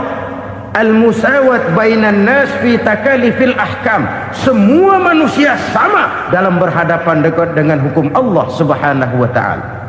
Kalau hukum sudah pandang bulu, itu jelas yang enak yang banyak bulunya. Siapa yang banyak bulunya? Monyet. Kalau hukum pandang bulu, monyet keenakan. Saudara-saudara kaum muslimin rahimakumullah, introspeksi. Mari kita bercermin bagaimana perjalanan hukum selama ini. Kalau introspeksi ini kita temukan, lalu ada upaya untuk memperbaiki diri. Jangan menggunakan tak ada gading yang tak retak, mikul duwur mendem jero untuk menutup-nutupi kesalahan orang. Padahal kesalahan itu sedemikian besar. Padahal rakyat kita tiap hari antri sembako. Ada yang sehari sekali makan, ada yang makan sudah bercampur tiwul, ada yang nasi sudah dicampur pisang, balik jadi orok lagi. macam-macam upaya rakyat untuk menangsal perut ini. Lalu rakyat ditenang-tenangkan, lebih baik puasa Senin Kemis sambil menghadapi krisis ekonomi. Kenapa rakyat yang disuruh puasa? Kenapa bukan pejabatnya yang puasa lebih dulu untuk kemakmuran rakyat? Kalau rakyat yang memang perutnya udah gepeng disuruh puasa, makin krempeng perutnya. Artinya pejabat harus punya sense of politik. Ya, tidak, puasa itu kan tidak cuma Senin Kemis saja. Puasa itu puasa perasaan, puasa menghargai perasaan yang sedang kondisi yang sedang dihadapi oleh rakyat. Bagaimana rakyat yang tengah antri sembako melihat pejabatnya lewat dengan mobil yang harganya sampai 1 miliar. Oh, inilah pemimpin saya. Luka lagi rasa keadilannya. Kita tidak tenggang rasa. Puasa dalam artian itu pun akan menolong menegakkan semangat kebersamaan, membentuk semangat kebersamaan. Saudara-saudara kaum muslimin rahimakumullah, penyebab bencana yang ketiga dikatakan oleh baginda Nabi, wala zaharat fihimul fahishatu illa fasha fihimul maut. Apabila kekejian telah merajalela, maka maut bertebaran di mana-mana. Kita renungi butir kalimat dalam hadis ini. Apabila kekejian telah merajalela, maut bertebaran di mana-mana. Begitu murah arti sebuah kehidupan. Penjarahan untuk hal-hal yang kecil tapi sampai mengorbankan nyawa. Apabila kekejian sudah terjadi di mana-mana, maut pun bertebaran. Maut dalam arti berpisah ruh dengan jasad, tapi juga maut dalam arti orang bisa mati karirnya, orang bisa mati usahanya, orang bisa mati kesempatannya karena perbuatan-perbuatan keji yang selama ini tidak terbendung. Lahirlah teori mafia. Siapa yang kuat dia yang berkuasa, siapa yang lemah dia menjadi mangsa. Proyek-proyek besar yang menang tender itu ya dari itu ke itu saja. Yang pengusaha-pengusaha tidak punya koleksi, koneksi, tidak bisa bayar komisi, dapat proyek tetelan. Ada dagingnya, dikit tambahnya juga tetelan.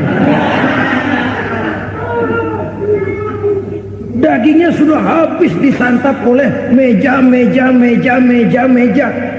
Sekian puluh meja dilalui, sekian puluh amplop dikeluarkan. Sehingga yang akhirnya ya tinggal tetelan itu tadi.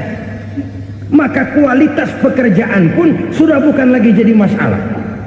Demikianlah mafia-mafia ini bermunculan di mana-mana.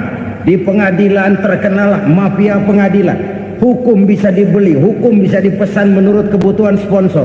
Mafia peradilan, mafia politik, mafia ekonomi, bahkan mafia agama yang menggunakan agama sebagai kedok, menggunakan agama sebagai dalih, menggunakan agama sebagai topeng untuk melancarkan maksud-maksud politiknya pun tidak tertutup kemungkinan.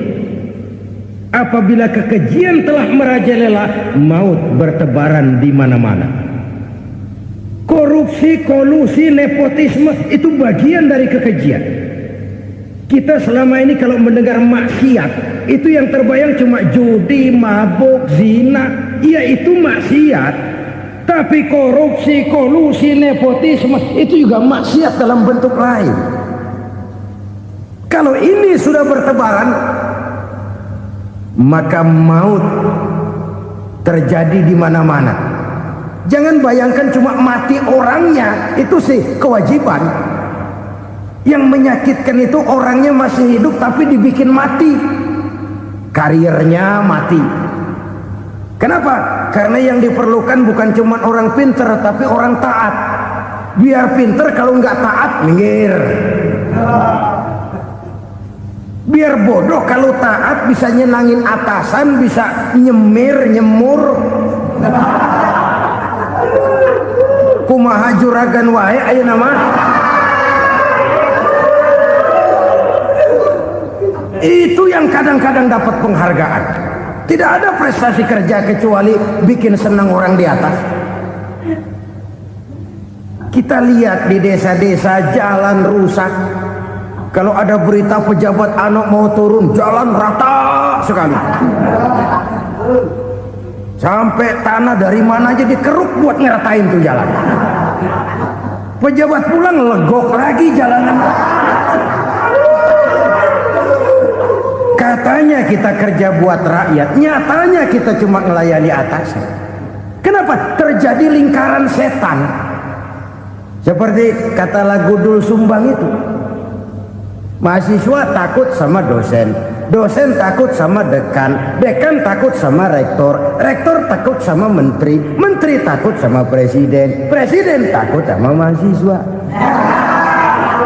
Muter balik lagi, lingkaran setan. Lingkaran setan.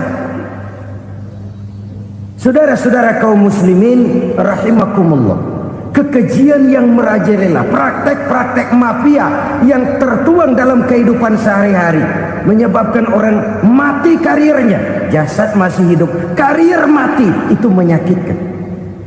Mati bisnisnya. Rakyat kecil pernah senang ketika cengkeh booming, harganya bagus, rakyat banyak yang pergi haji. Lalu mau ditata, lahir tata niaga cengkeh, malah amburadul. Harga cengkeh jatuh, petani cengkeh kecil menjerit. Siapa yang untung? Segelintir orang.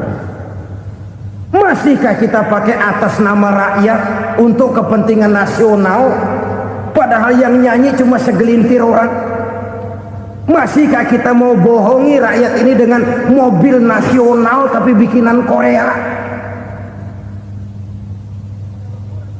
Masihkah kita mau bermain verbalisme, bermain kata? Ini sebuah masa lalu yang tidak perlu terulang lagi untuk masa-masa yang akan datang. Kekejian merajalela, orang mati karir, bisa mati usaha, mati bisnis. Usahanya maju, dirangkul, hancur. Usahanya maju, dipukul, hancur, tenggelam.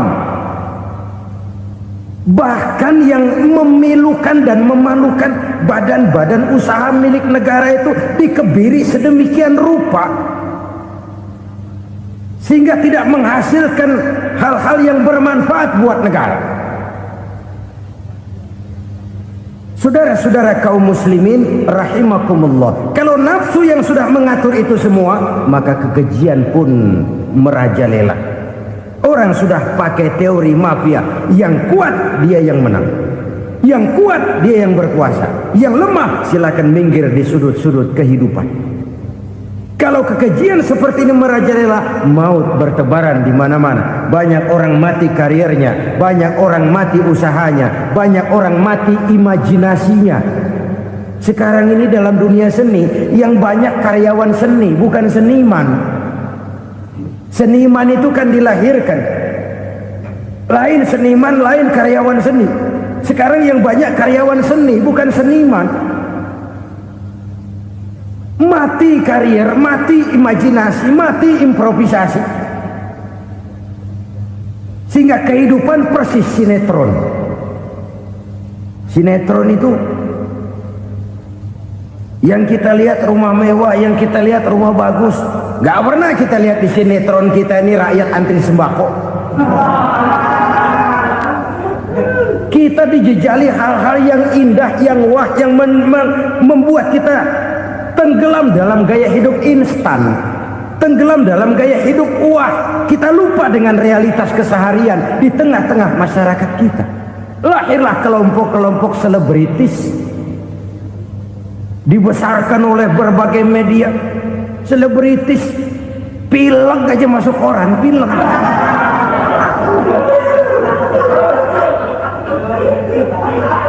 Rakyat yang pingsan antri beras nggak masuk koran. Rakyat yang semaput antri minyak nggak masuk koran. Selebritis panok masuk koran.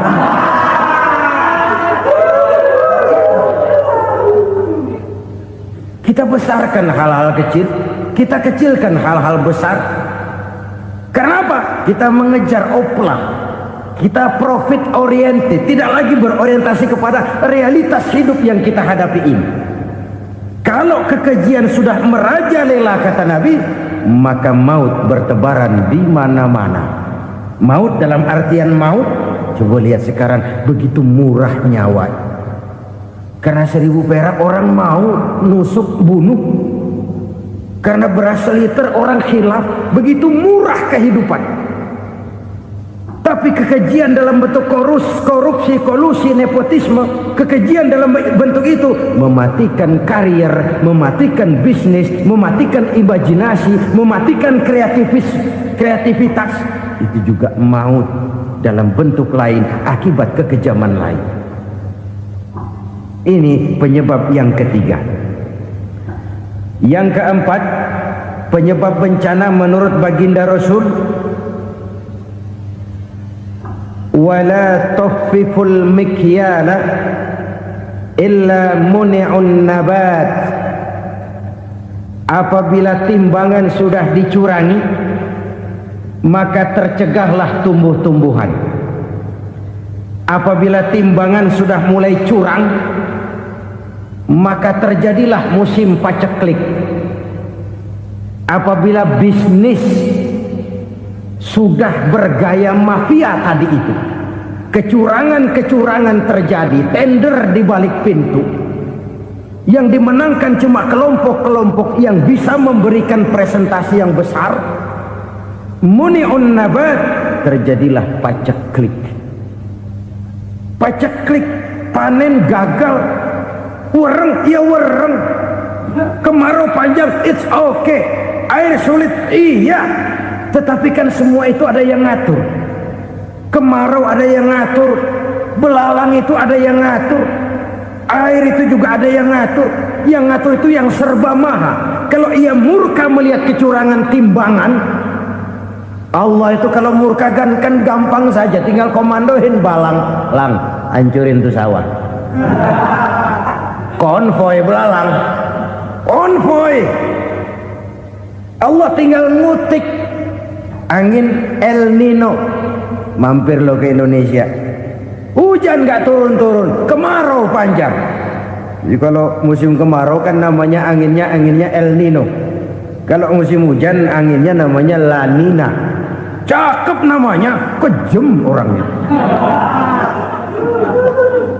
Saudara lihat Cina sekarang sedang kena La Nina, banjir besar, ribuan orang meninggal. Dia mah ribuan mati kagak berasa, rakyatnya miliaran. Bangladesh lagi ngalami La Nina, India lagi ngalami La Nina. Angin, hujan, kemarau, belalang itu kan ada yang ngendaliin. Kuncinya bukan di belalangnya, kuncinya bukan di peredaran matahari berputar, kuncinya di atas yang mengatur semua itu. Kalau timbangan sudah mulai curang, pengusaha sudah nggak mau jujur, apa nggak bikin perut jadi mual. Begitu rakyat antri sembako pingsan nggak dapat beras, sementara beras ditumpuk-tumpuk sampai membusuk. Kemana hati nuraninya? Kemana akal pikirannya?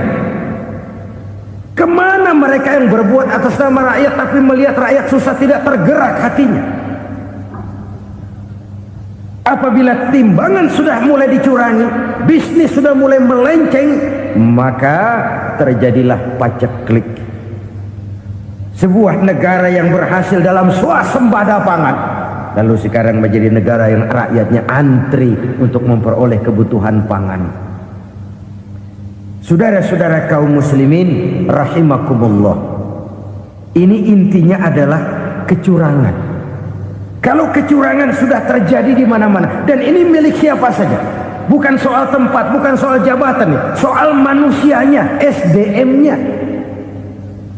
Kecurangan tidak cuma terjadi di kantor, di masjid bisa terjadi kecurangan.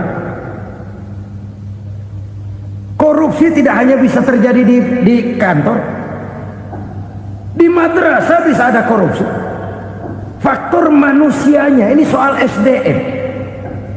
Kecurangan yang besar, tentu besar lagi kerugiannya. Kecurangan yang kecil, kecurangan sehari-hari. Pedagang-pedagang kecil ngurangi timbangan, barang yang buruk dikatakan baik, yang baik dikatakan buruk. Itu merugikan perorangan. Kecurangan yang besar merugikan bangsa dalam bentuk total, dalam bentuk seutuhnya. Nah, kecurangan-kecurangan seperti ini rakyat kan lihat, rakyat kan tahu, dan itu kembali terakumulasi di sini, pegel. Dan jangan lupa, rakyat yang nggak ngomong itu, rakyat yang nggak bersuara itu, batinnya menjerit, jeritannya menggoncang aras, dan itu didengar Allah. Yadullah fauqal jamaah, kata Nabi. Tangan Tuhan di atas orang banyak. Jeritan hati rakyat menggoncang aras. Rakyat yang terlalu banyak dizolim, rakyat yang terlalu banyak dirugikan, ya rakyat yang terlalu banyak di atas namakan, menjerit batinnya, menggoncang aras, dan Allah bisa menggerakkan apa saja untuk membuat satu situasi. Allah bisa menggerakkan apa saja untuk membuat satu situasi. Saudara-saudara kaum muslimin rahimakumullah, ini faktor yang ketiga, timbulnya kecurangan. Faktor yang keempat maksud saya. Yang kelima, penyebab timbulnya bencana menurut baginda Nabi, wala muni'uz zakat wala muni'uz zakat illa hubbisa anhumul qatr. Apabila zakat enggan dibayar, maka tercegahlah qatrun. Qatrun ini kalau bahasa kita sembako. Maka tercegahlah kebutuhan-kebutuhan yang kita perlukan. Ini, kita tidak meragukan bahwa yang kita tuju adalah masyarakat yang adil dalam kemakmuran dan makmur dalam keadilan. Nah, antara kemakmuran dan keadilan ini memang sering tidak bisa berjalan seiring. Pada saat kemakmuran kita kejar, ekonomi kita pacu, ada nilai-nilai keadilan yang tertinggal. Pada saat nilai keadilan kita tegakkan benar-benar, ada unsur-unsur kemakmuran yang terabaikan. Oke, kita bisa mengatakan kasus. Oke, kita bisa mengatakan itu sebagian kecil. Tapi kalau sebagian kecil, lama-lama kan jadi sebagian besar. Oke, kita mengejar kemakmuran. Pertanyaannya, kemakmuran untuk siapa? Oke, kita berikan kelompok tertentu kue yang besar dengan harapan nanti dia bagiin kuenya kepada yang kecil-kecil. Tapi kenyataan, mereka yang dapat kue besar akhirnya malah lupa diri dan lupa daratan. Mau makin besar, mau makin besar, mau makin besar, malah memeras yang kecil-kecil ini. Sekarang kan yang kecil modali yang besar. Ramai-ramai buka bank, ternyata kamuflase. Uang banknya untuk kredit perusahaannya sendiri. Nasabahnya rakyat kecil. Artinya apa? Rakyat kecil disuruh modalin orang yang udah gede. Ini kan sumber geledek urusan.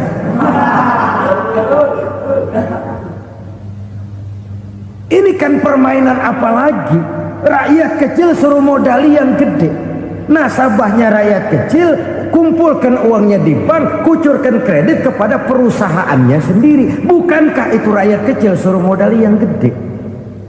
Sudah begitu kejamkah kita untuk meraih keuntungan dengan mengorbankan orang kecil ini? Sudah tidak bicara lagi kah nurani kita melihat penderitaan orang yang semakin susah ini? Kalau zakat enggan dibayar, padahal zakat 2,5% saja, 2,5% saja. Kalau itu pun enggan, kalau zakat saja enggan, bagaimana pula yang namanya sodako, bagaimana pula yang namanya infak, bagaimana pula yang namanya santunan, bantuan. Kadang-kadang lipstick nyumbang si nyumbang, cuman nyolongnya lebih gede.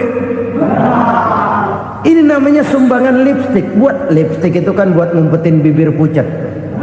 Itu fungsi utama lipstick.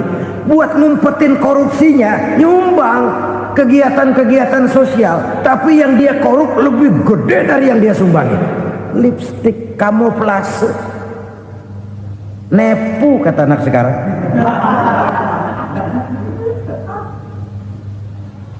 Saudara-saudara kaum muslimin rahimakumullah, demikian berat kewajiban zakat ini sampai di zaman Sayyidina Abu Bakar pernah keluar komando perangi orang yang enggan membayar zakat. Perangi, karena fungsi zakat adalah menjembatani antara si kaya dengan si miskin.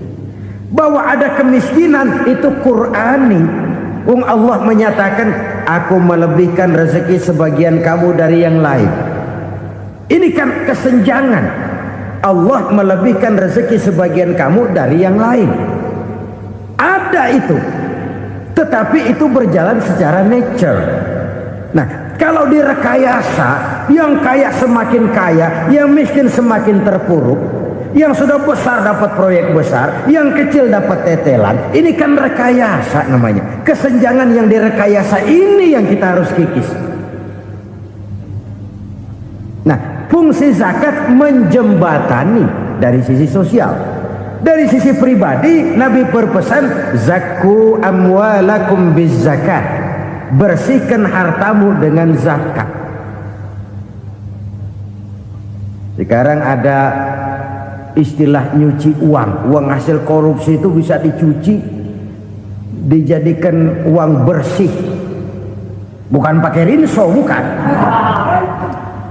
Pakai politiknya koruptor, diolah sedemikian rupa sehingga jadi uang resmi. Sudah memutik, itu termasuk yang disebut kejahatan kerah putih, white collar crime. Kejahatan kerah putih, kejahatan pakai dasi, kejahatan kelas kakap. Makanya orang mendingan goblok kagak bener daripada pinter kagak bener. Goblok kagak bener itu gampang ngurusinnya. Pinter kagak bener, ini yang berabe bener ngurusinnya.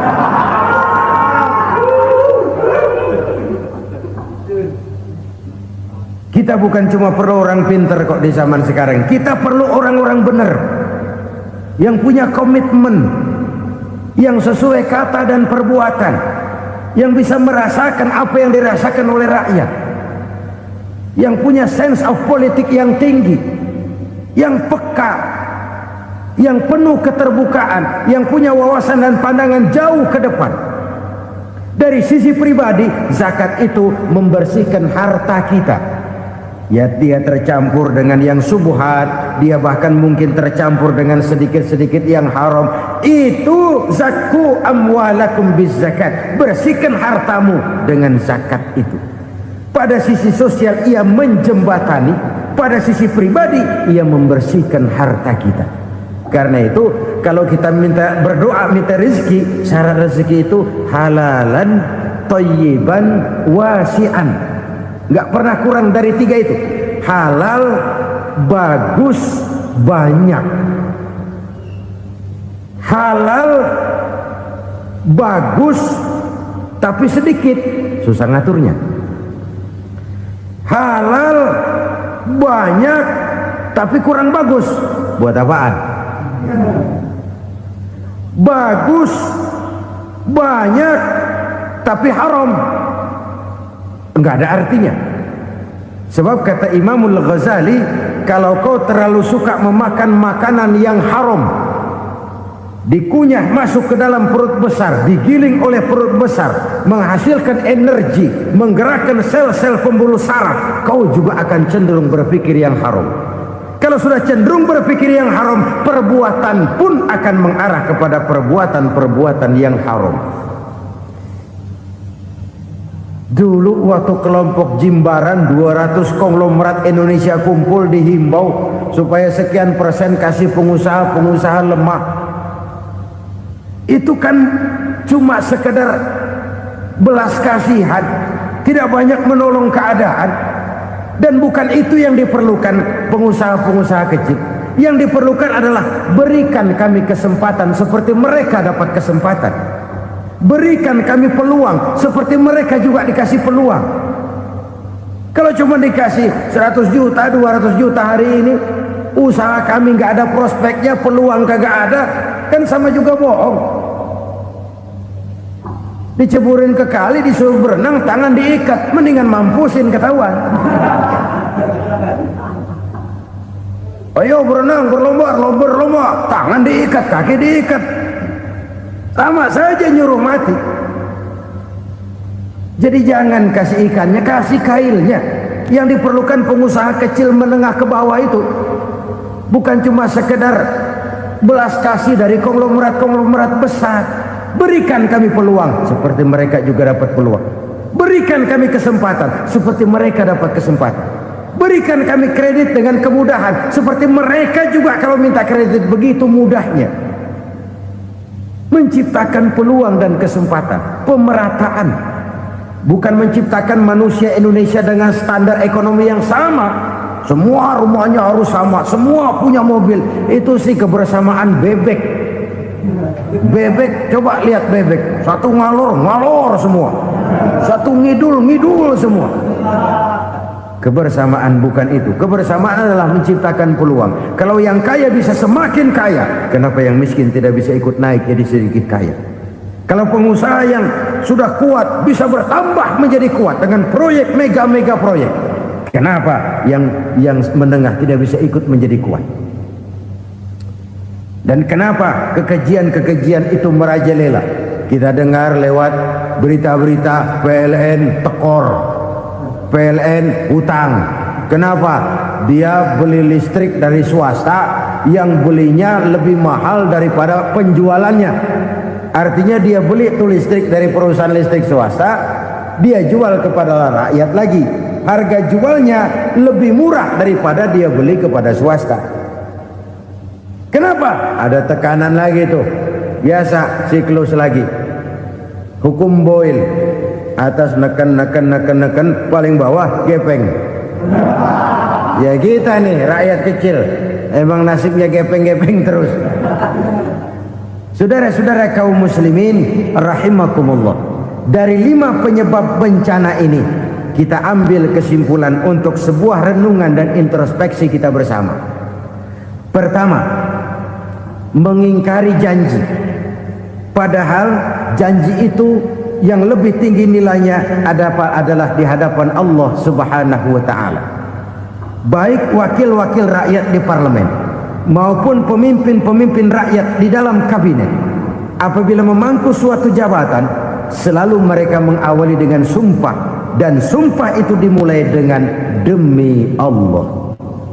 Sadarkah kita pada saat itu kita ucapkan bahwa kita sudah mempertaruhkan Allah untuk jabatan yang kita pegang? Kita sudah mempertaruhkan nama Allah untuk posisi yang dipercayakan kepada kita.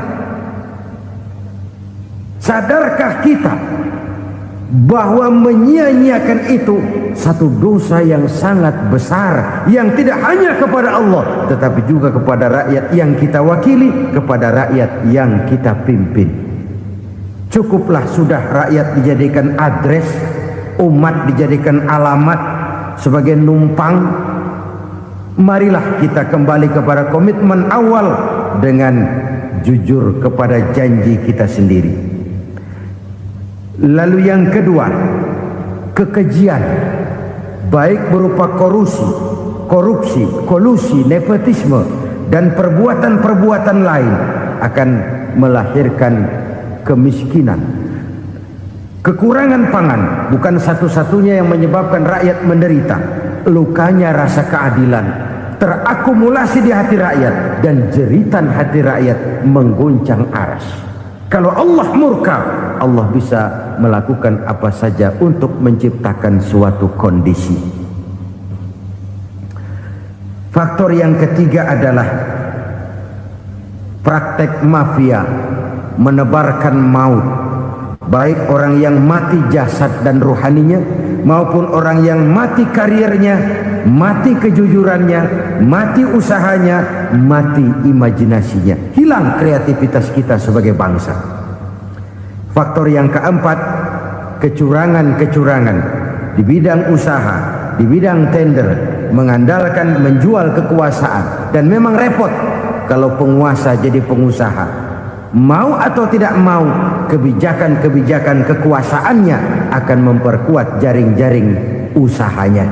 dan pada saat itu objektivitas sulit ditemukan lagi. Lalu yang kelima, keengganan membayar zakat, menumpuknya kekayaan negara pada kelompok-kelompok tertentu. Ini akan melahirkan paceklik yang berkepanjangan. Menumpuknya kekayaan dan harta negara pada kelompok-kelompok tertentu akan melahirkan paceklik dan kemiskinan yang berkepanjangan.